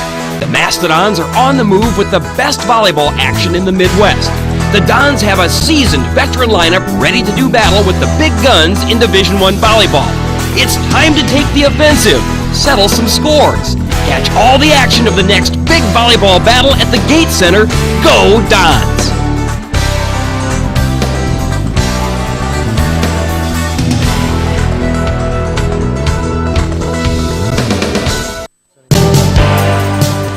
The free throw line we go as promised. Rashad Mintz hits the first. Lead back to 6. That's where we were at halftime. There you see him driving. DeWitt Scott getting him with the body. You almost, if you're going to foul him at that point, you want to get him a little better because he didn't foul him very hard and he almost got a shot. Dons had it, lost it, and then Smith gets it and the foul and the bucket. Pat, sometimes things even up. I told you when Smith made a shot just a couple of minutes ago, Hawkins definitely got him on the arm. Well, that time I don't think he got fouled at all, but they called it. And that is huge. 3 Dons were there, had the ball, and just couldn't grab the ball. Yeah, they had the ball. It kind of bounced out of their hands like through one of their legs. It's like, ooh, looky what I found. And Smith very quick, very accurate. 8 of 13 from the field, 6 out of 6 from the line, 22 points, 5 rebounds. Looking for 23, too strong, but a rebound by Corpus Christi. Key spot right here. That was one of those long rebounds like you see a lot on a three-point shot when it bounces way out. That ball hit right off the back iron. Underneath, there's Smith again. So athletic around the basket. Dons just don't have anyone that can check him. No, especially with Tyler Best very slowed down by that bad ankle. Corpus Christi really picking up that pressure. Dane Fife will call a timeout. They had to call a timeout. This is going to be a 30-second, so we're going to stay here because if he didn't call a timeout, that might have been a 10-second violation. I know they still had another 4 to get it across, but it was getting pretty close, and they were throwing the ball backwards. And you notice Justin Hawkins got hit in the eye right when they called the timeout when he grabbed the ball. So. Right now, a 7-0 run for Corpus Christi. Dons had cut it to 3 at 52-49 before this 7-point run. They've had it down to 3 a bunch this half. And what do we say? Can't let it get back up to double digits. You got to keep it around 5 points, no more. Well, the last time Dane Fife called a timeout, it helped spark a 12-0 Dons run. We'll see if in 30 seconds he can somehow get his point across to his team. Let's see if they set up a play here for Pompey to shoot a 3-pointer. Pompey setting the pick underneath, gets run over by your man, Mr. Williams. Now he's circling back to the top. He's open. Best with a nice move. Oh, just curled off. He earned that one. Won't go. Dane Fife wanted a foul. Won't go. And you can see Best really hobbled coming down now. That was a nice move. It's the first time he showed the nimbleness. Boy, Williams almost just killed one of his own players. He almost just made, I'm going to say it, mincemeat out of Rashad Mintz. I didn't think Best got fouled on the initial shot there, Pat, but I did think he got fouled on the second. Open for the 3, and it's That's good. Huge. Mintz That knocks is it down. huge. A 10-0 run now. And that's just a silly foul by Mintz. He hits the 3. He and Smith had Pompey trapped in the corner. He dribbled into the corner, and he just pushed him. He just flat out pushed him. That was just a ridiculous foul. There's just no reason to do that. At that point, Pompey really was going to have to call a timeout because he was trapped. The referee is talking to one of the assistant coaches for the Islanders. Only the head coach is allowed to get up. You know that. That's a rule now. Like I said, I really like this referee and crew. Don's got a chance here. DeWitt Scott puts it off the window, just not his night. Gets it back, puts it up, just not his night. Gets it back. Thought he was going to put it up again. First one though, Pat, he was trying to draw the foul instead of make the shot. He was trying to draw the foul. I think Smith, I think, is going to be called for holding. Yeah, he literally that would have been holding in football. And it's a 1-on-1. So now Daniel's coming back in. But DeWitt Scott, normally a very, very, very confident player, he just went up and leaned right into the guy. Instead of when you shoot, normally you want to go straight up in the air and shoot it. And he was just trying to draw a foul because he knows it's just not dropping for him tonight. It's best with a chance to get in the scoring column. And it won't go. Brothers almost got that rebound. Mintz right. That's got to be a challenge. Into Posner. That's got to be a challenge. I tell you, Ronnie Arrow is an animated coach. I tell you what, too, Posley and Fife might be doing some, extra work after practice on the defense. Posley keeps falling down. Maybe he needs different shoes. The cleats? Yeah. Something. He's been really slipping a lot. Scott fakes the three, cuts in, draws the contact, and almost free throw line. But that time he tried making the basket. He wasn't worried about getting fouled. He wasn't thinking about getting fouled. He was thinking about making it. Here's the replay. Great shot fake. Boy, Mintz was just out of his shoes. I tell you what, you get to know a kid like DeWitt Scott. Great kid.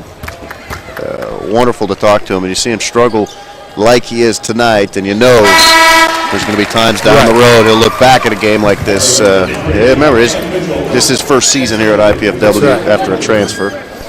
And that's one of the best things about this team. Everybody's back next year. Plus, they get the 2 red shirts who are sitting out, the 2 transfers. Yeah, and that should really help. Yeah. That helps stem it a little there. So Scott gets 2 free throws. He does have 5 rebounds. He does have 4 fouls as well. Don's need to cause a turnover or 2 here to get back in this game. You got to watch, see if the Islanders are going to try to run a little clock on each possession now too. Try to shorten the game a bit.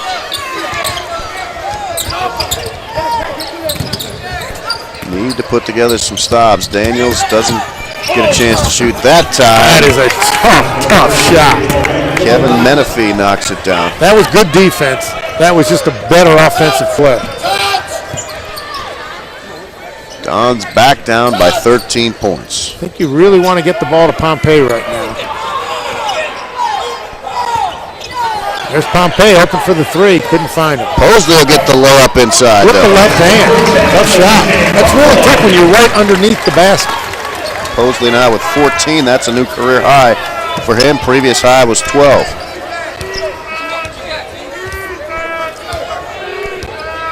Lead back down to 11. 4:50 to go.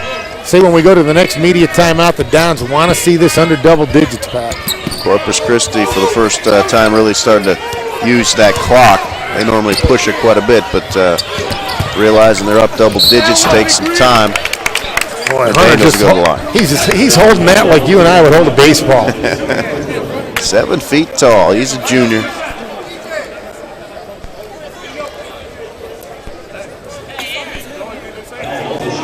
Aren't you glad we got the Luke Recker update at the head? Yeah, I was always wondering how our boy Luke's doing. I did. I got a call the other day from, I think it was from one of the fire stations. Like, talking, what happened to Luke Recker? What's he doing? I know he's playing. And I knew he played in Italy a couple of years ago. Then he played in Spain last year. That's why I thought he was still in Spain. But now he's back in Italy. Gee, Spain, Italy. Life is tough. Getting paid to see Europe, that's not a bad deal. Right. And playing the game that you love. Right. Anytime you can draw a paycheck for that. But you've heard it, and I've heard it too. Some of these guys who go over there when they're younger, like, the food, this or that. It's like, yeah, Italian food. Yeah, they're known for bad food. But it's tough to stay in shape eating all that Italian food. I understand. And I've talked to a couple guys who played there early in their careers who regret now when they were there that they didn't take better advantage of learning the culture and seeing some of the other countries, things like that. Justin Hawkins will check back into the game. Daniels hit a couple of free throws. Tyler Best going out, boy. Not only hasn't he scored, he's only taken 3 shots tonight, Pat. He's got 6 rebounds, though, and 4 assists. Again, Kyle Sabley not even making an appearance this half. He must have the flu. Well, the Dons, if they're going to have a chance in this one, they're going to have to make a push in a hurry. Pompey out to Carruthers. He'll drive. Put it up. No, tap up won't go. And he had 2 shots from 2 feet and couldn't get either of them to fall. A combined 3 for 27 for Scott and Carruthers. And I tell you what, they're both battling. They're both trying hard. Probably a little too hard. So frustrating as an athlete to go through stretches like that. And I would say Carruthers is taking the better shots. He's not firing 3-pointers. In fact, he hasn't taken any tonight. Most of the shots he's taken are the shots you want him to take. Whereas DeWitt Scott, I think, is just taking too many threes tonight. 1 out of 9 from 3-point. Better days ahead for him, we know that. And no doubt, he's been a marked man. This is a mismatch. You've got Justin Hawkins, who's maybe 6'6" on the 7-footer. That opens it up on the outside for number 33, Teron Mitchell with the 3, and all of a sudden, Pat, the lead's up to 15. We're under 4 minutes. Things not looking good for the hometown team. Back to DeWitt Scott. He was a marked man coming in. Number 1, he's their leading scorer. Number 2, he had 21 points first time these two teams met. We've got a timeout, 3:32 to play. Dons trail it by 15. We'll see if they can make a comeback when we come back. You're listening and watching IPFW basketball on UPN 4 Wave.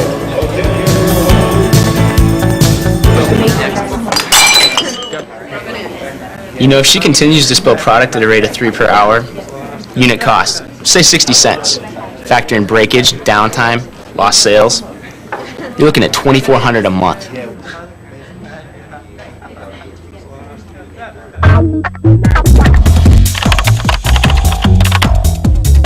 Indiana University, Purdue University, Fort Wayne. One university, 2 great names.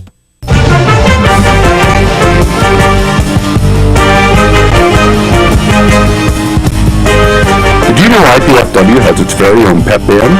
The Star Band is looking for more members and we want you to join. IPFW students even receive a credit for their participation. Perfection is not required, just enthusiasm and a desire to share your school spirit.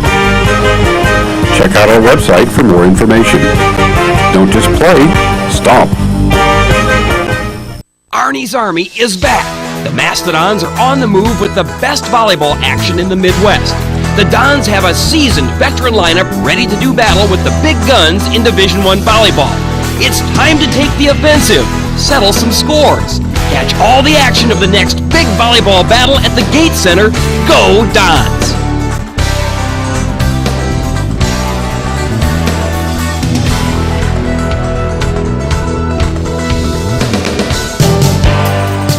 To the free throw line we go. DJ Posley at the stripe hit his first free throw. 9 out of 9 from the line tonight. Every point he makes adds to his career best, now up to 16. Dons, I guess you can look at it one way. Field goal shooting, 28%, you're not going to win any games. Yeah. They've only turned it over 9 times, and only 2 in the second half, but it's not making shots. I mean, this is a situation... I mean, you really got to take your hat off to Corpus Christi, though. I mean, like I said, they're 16-8 for a reason, and they have shown it here tonight. Every time, Don's made several pushes. Yeah, they're big, they're fast, and they're deep. Those are all good things. And their experience. They start an all-junior lineup, so they'll all be back. And Daniels, you know, they just have no answer for a nobody to cover him. Nobody. I mean, it's like it's practice, you know.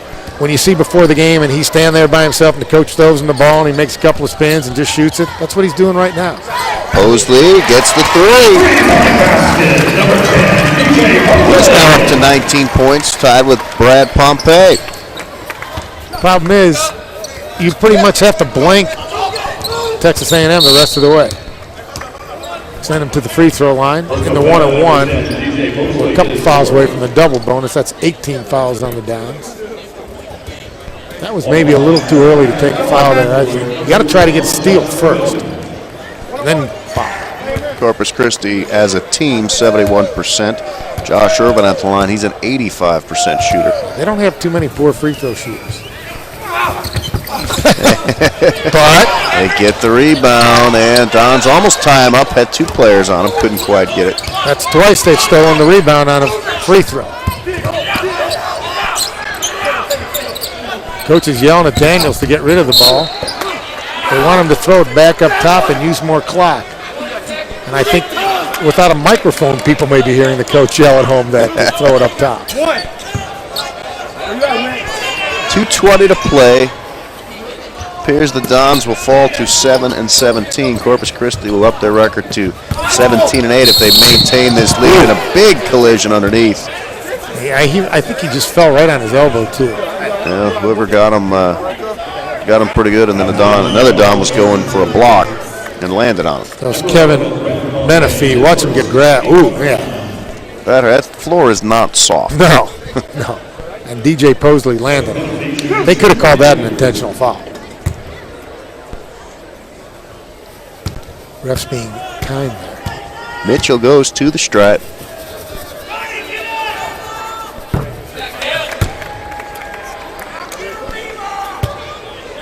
Lead is back to 13. You know, surprisingly, Brad Pompey has barely touched the ball or done anything in the last 8 or 10 minutes.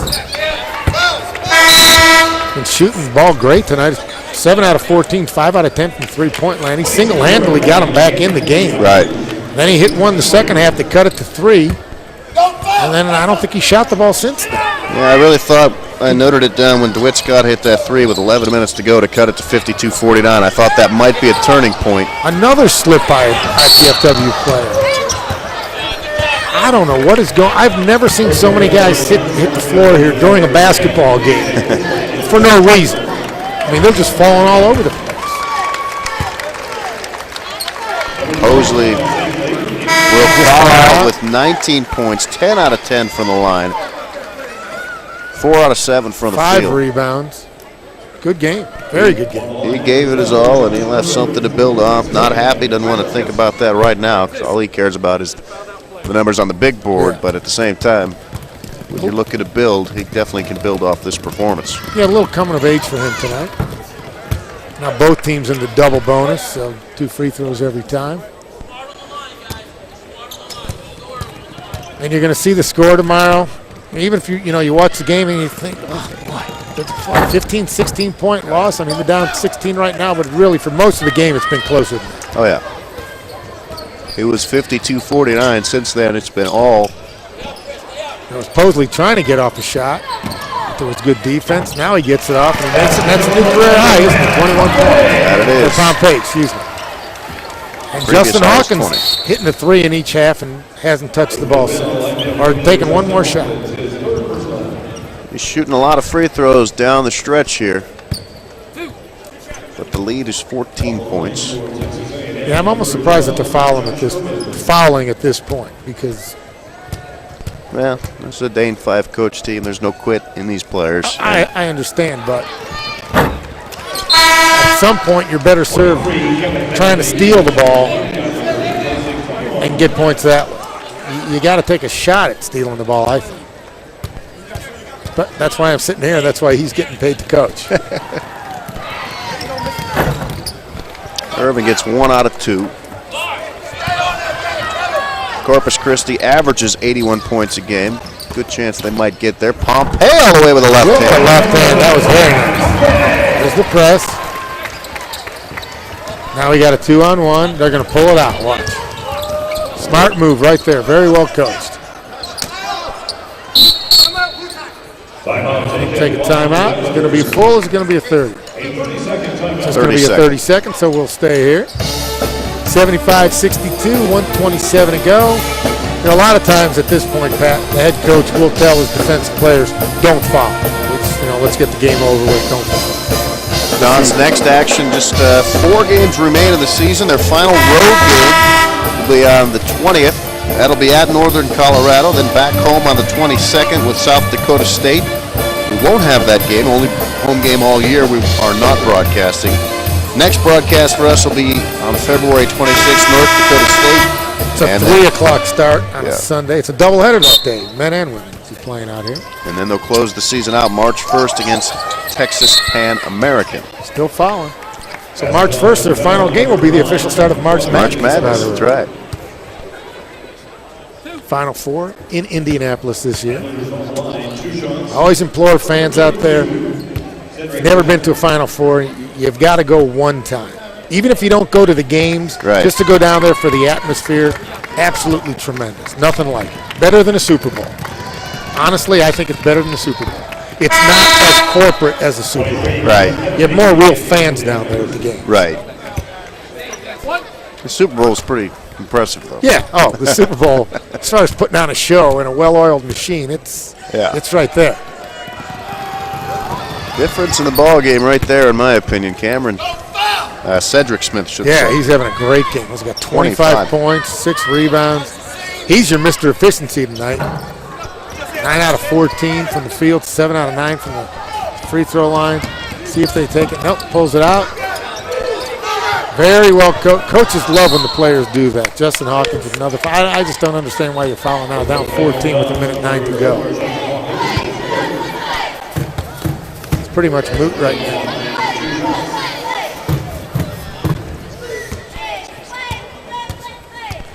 Trying to get an intentional foul on that one, the coach. So, he was kind of chasing him down. I could hear the ref talking to him. He sort of made it look like he was trying to half guard him.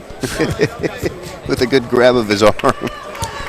Well, the arm is connected to the hand, and then the hand's connected to the ball there. So missed them both. 85%er, but those aren't free throws this team needs, so.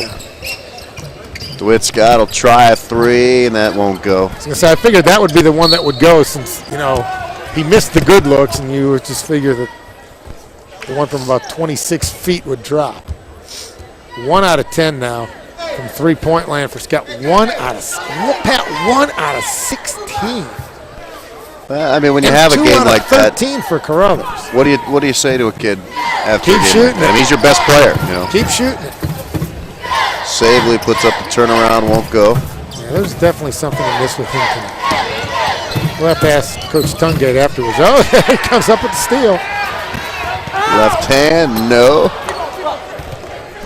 Final 40 seconds. Still hustling. Still hustling. Yeah, you expect that. And going to be another 30-second timeout here. Why? I don't know.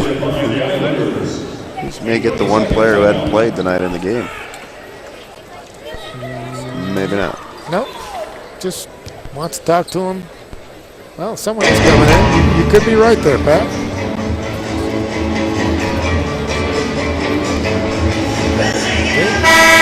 Cleared the bench. 32 seconds to go. Don's down 14. Going to drop to, what did we say, 7 and 17? Yep. Doubleheader coming up. We told you about that on Sunday the 26th. Women at 1, men 3. 2 for the price of 1. Women really struggling this year. But still battling. Yep. Yeah, played Purdue very tough last week. Purdue top 10 I was very impressed by that. Yeah. They were, within 3 or 4 in the second half. Late in the second half. Dominique Taylor, a freshman out of Grand Rapids, Michigan, into the ball game. He might have some family here. And he pops in the 3. And look at the smile on his face right there. I was trying to look in the stands, see if I saw maybe, somebody jumping up, a relative. Corpus Christi is a long way away from Grand Rapids, Michigan. Q will knock down a long 2 with a minute or a second and a half to go.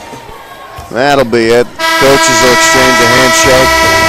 Corpus Christi's going to walk away with a 15-point win tonight. Frustrating night for the Dons. Battled hard, battled close several times, but at the end didn't quite have enough. We're going to take this time out. When we come back, we'll have all the numbers and talk much more about this ball game. You're watching IPFW basketball on UPN Fort Wayne.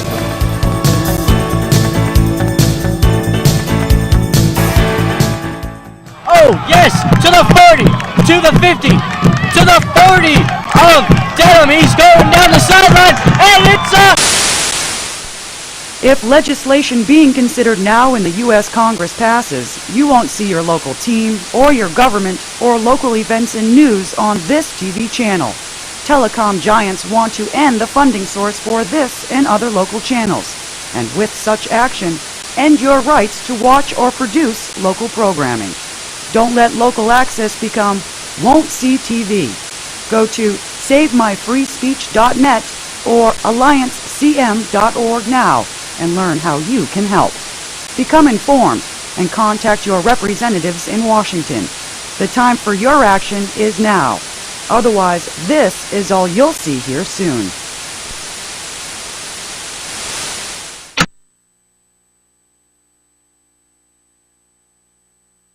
Do you have everything you need? Paper, pencils?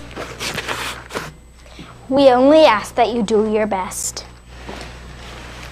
I made you a snack.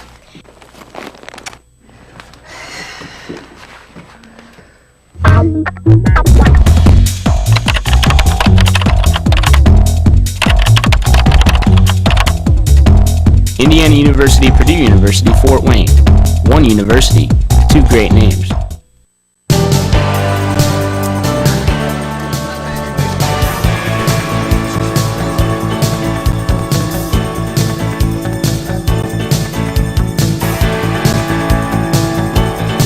Corpus Christi's 17th win of the season, as we mentioned.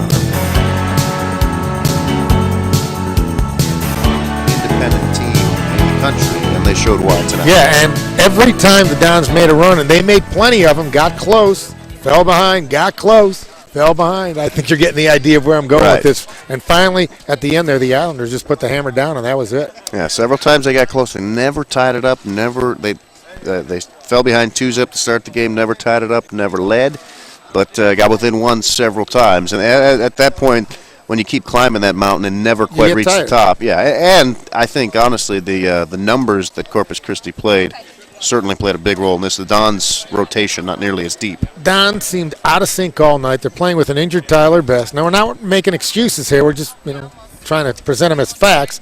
And they just seemed out of sorts. They haven't been in this building for over a month and just never seemed to click, except for one little stretch there late in the first half when Pompey hit the 3 3-pointers and got them close. But in the second half, they had numerous opportunities, just could never do it. And did you notice the first half, it was Cedric Smith was doing all the scoring on the inside for them, right? First half, though, he had big first half. Second half, Chris Daniels didn't do anything in the first half. 2 points, second half. What did he go out for? He wound up with 17. So 15 points in the second half, and almost every shot was from within 5 feet. And the Dons' big guns, well documented throughout the broadcast. DeWitt Scott, Quentin Carruthers, and Tyler Best combined for 16 points. All three of those players average in double figures. So yeah, and just looking at Carruthers and Scott, a combined 3 for 30, and one of those was the one Carruthers hit with a second to go that he just sort of threw up there. The two big bright spots, Brad Pompey and DJ Posley, 23 points and 19 points. Both of those guys with career highs. So it's one of those things, The Dons had just some good, some bad. Couldn't contest with the size of the Islanders. It was as simple as that. I mean, they just had no chance. So the Dons come up short tonight. We will take a break, and we'll talk with Associate Head Coach Jeff Tungate when we come back. You're watching IPFW Basketball on UPN Fort Wayne.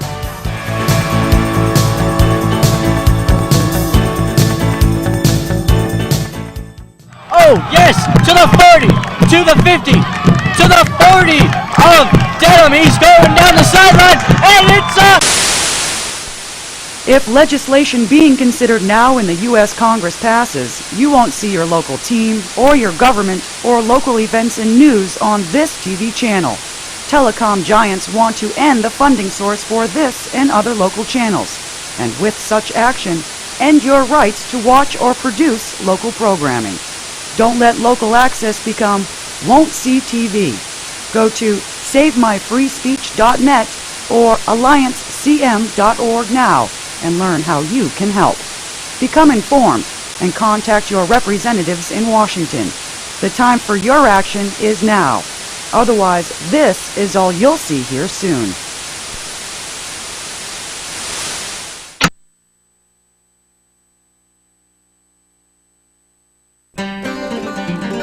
On this month's edition of IPFW Up Close, we're giving you a piece of Americana in the form of the Possum Trot Orchestra. We'll meet the musicians, singer-songwriters, folklorists, guitar makers, admission office information specialists, and friends.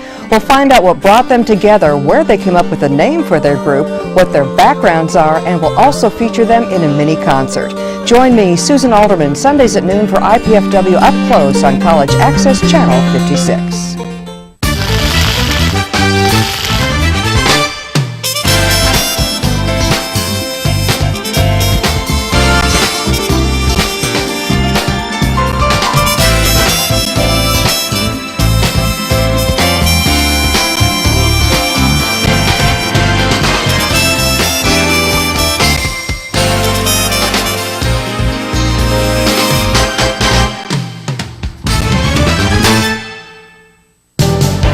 This telecast of Once again on our post-game show, joined as always by Associate Head Coach Jeff Tungate. And Coach, not a whole lot you can say too positively about this one. It's kind of a learning experience against a very good team, the number one independent team in the country.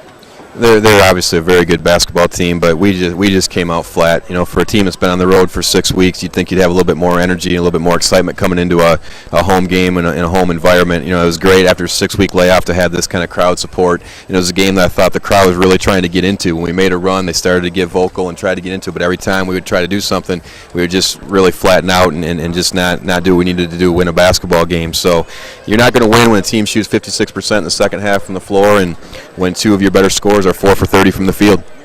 Yeah, it seemed like you guys had plenty of opportunities, and every time you'd make a comeback, they had an answer for you. Every single time, especially in the second half, where Daniels, their big guy, didn't do much in the first half. Second half, dump it in, and you had nobody who could size up with it. Well, I think the biggest difference, too, is when we made a run, they answered it by going inside to Daniels or by getting a layup or by getting an easy shot. Our answer to every run was a jump shot that was usually contested or a forced shot or an off-balance shot, and that's not how you answer runs. You answer runs by running a little clock, making good ball reversals and making good decisions, and I thought that they did a much better job of that in the second half to answer runs compared to what we tried to do to answer runs. The thing that I saw, I thought, for one, too many three-point shots by you guys where, you know, maybe you didn't run the offense as effectively as you could have, and also that Pompey was hot, and then after he made that 1-3 in the second half, he barely saw the ball again. Well, you know, I think that's something that Brad has to do a better job demanding the ball when he gets hot. And our team has to do a better job of finding him. When a guy gets hot, obviously that's the guy we got to find. We got to go after him and get him the ball. And there's too many games that's happened this year where we got a guy gets hot and we go away from him for 5, 6, 7, 8, 9, 10 possessions, and that can't happen. When a guy's hot, we got to go to him till he's not. Is maybe the one really good thing, though, out of tonight's game is that DJ Posley, I mean, he sort of came of age tonight. That was a terrific all-around game that he played. Well, DJ's been playing really well of late. He's really played well on the road. He's moved into a lot more minutes for us. He's a very good decision maker. Of all of our point guards, he's the one guy that probably is a true point guard. He knows how to find people. He knows how to break down a defense. He knows how to get in the lane. Once he gets in the lane, he knows where to kick it to. And I think that's one thing he really brings to the table. He does a good job coming off ball screens. He does a good job finding shooters. He's a guy that when a guy gets hot, we'll find him. And I think that's something that our team needs to feed off of, and DJ's just going to continue to get better. And once he gets stronger, he's going to be a very, very good Division I point guard. There's no question about it. Two schools of thoughts on a game like this. Either you look at the tape and you really just get on the players, or you just, let's burn it, let's not even think about this game, and let's just move on. How do you guys look at it? Well, I think it's something you don't want to move on from, because if we just move on, we're going to keep repeating the same mistakes, and we've got to learn from it, and we've got to show it, and we've got to talk about it. But at the same time, we've got another game to get ready for on Monday at Northern Colorado, and then we come back to finish with 3 games at home. And the one thing we've got to solve is we're a better road team than we are a home team. Our record on the road is better than it is at home, and for us to be a good basketball team, you've got to dominate your home court, and we're not even average at our home court right now, and that's not going to get it done at this level. Shooters will invariably go through nights like DeWitt Scott did tonight. What do you say to a kid who's been so good all year with his shot, when he struggles with a 1 for 16 game?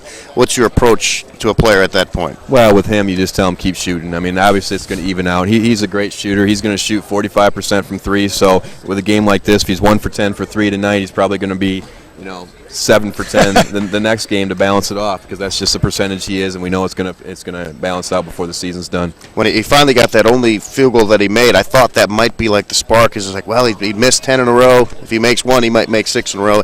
Cut it to 3 at 52-49, but from that point on, instead of turning in IPFW's favor, they closed the game. What did they do well down the stretch?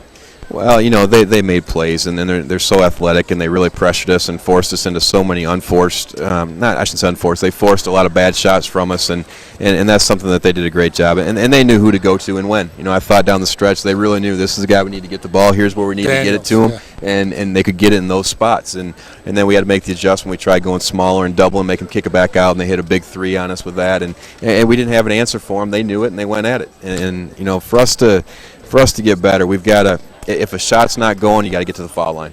And tonight we weren't shooting the ball well, and we did get to the foul line 22 times. But I think we got to get there even more and do some things to get some easier looks to when things aren't going well with a jump shot. We rely way too much on our jump shooting ability, and that's not gonna win basketball games when the shot's not falling. Good news, though, or maybe this isn't good news. What you were just talking about, only one more road game. You only got to pack up and travel one more time this season.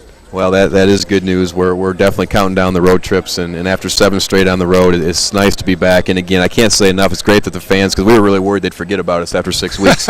We didn't know exactly what to expect coming out tonight, if people would even remember we're in town, because it's been so long since we've been home. But the crowd support was great. We hope they continue to stick with us and come back for the 3 last home games we have down the stretch. Well, Coach Tungay, I know a difficult game to talk about. We appreciate you joining us. Randy and I will take a timeout. We'll be back with the final numbers on this one when we come back.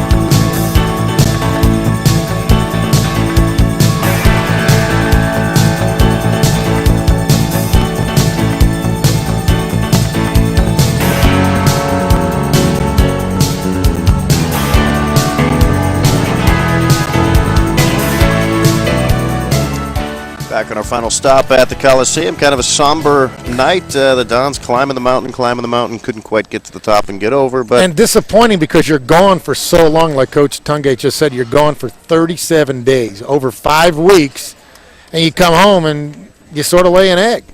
Playing a better team, quite honestly. Playing a bigger team. They got rebounded 48-34.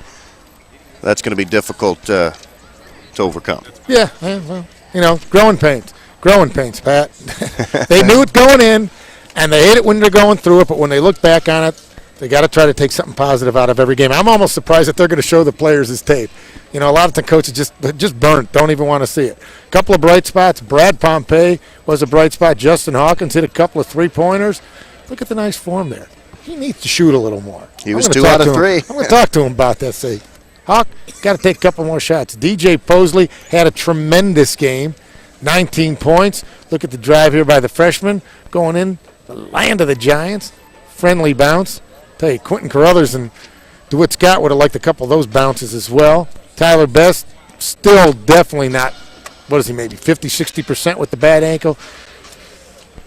He played 18 minutes in that first half, 26 for the game, so you could tell he was trying to get back, but it's just so frustrating as an athlete when you don't have all your tools. 5 3-pointers tonight, a career-high 23 points, but just not enough for the Dons tonight. There's the only basket of the evening by DeWitt Scott, and I think that's the only time we'll ever say that in a game. His only basket. Best on the double team, nice pass there.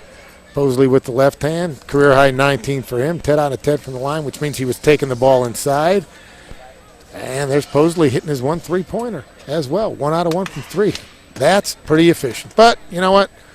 They'll learn from it, Pat. Still got 4 more games to go, 3 of them at home. 1 road trip, Northern Colorado on Monday. Then it's home. And a couple of the teams are playing at home they've beaten already, South Dakota State and Texas Pan Am. So they'd like to get at least 3 more wins, have 10 wins on the season. That would be a record for Division I at IPFW. Exactly, and my bet is they'll get that done. Okay. So that's going to wrap things up. Our thanks to our sponsors making our broadcast possible tonight. Again, the final numbers, 79-64 Corpus Christi with the win. For Randy Schiffman, I'm Pat Hoffman. For our entire crew, thanks for tuning in tonight. We'll get you back here next time for IPFW Basketball. This telecast of IPFW Mastodon Basketball has been a production of College 56 at IPFW in conjunction with UPN Fort Wayne.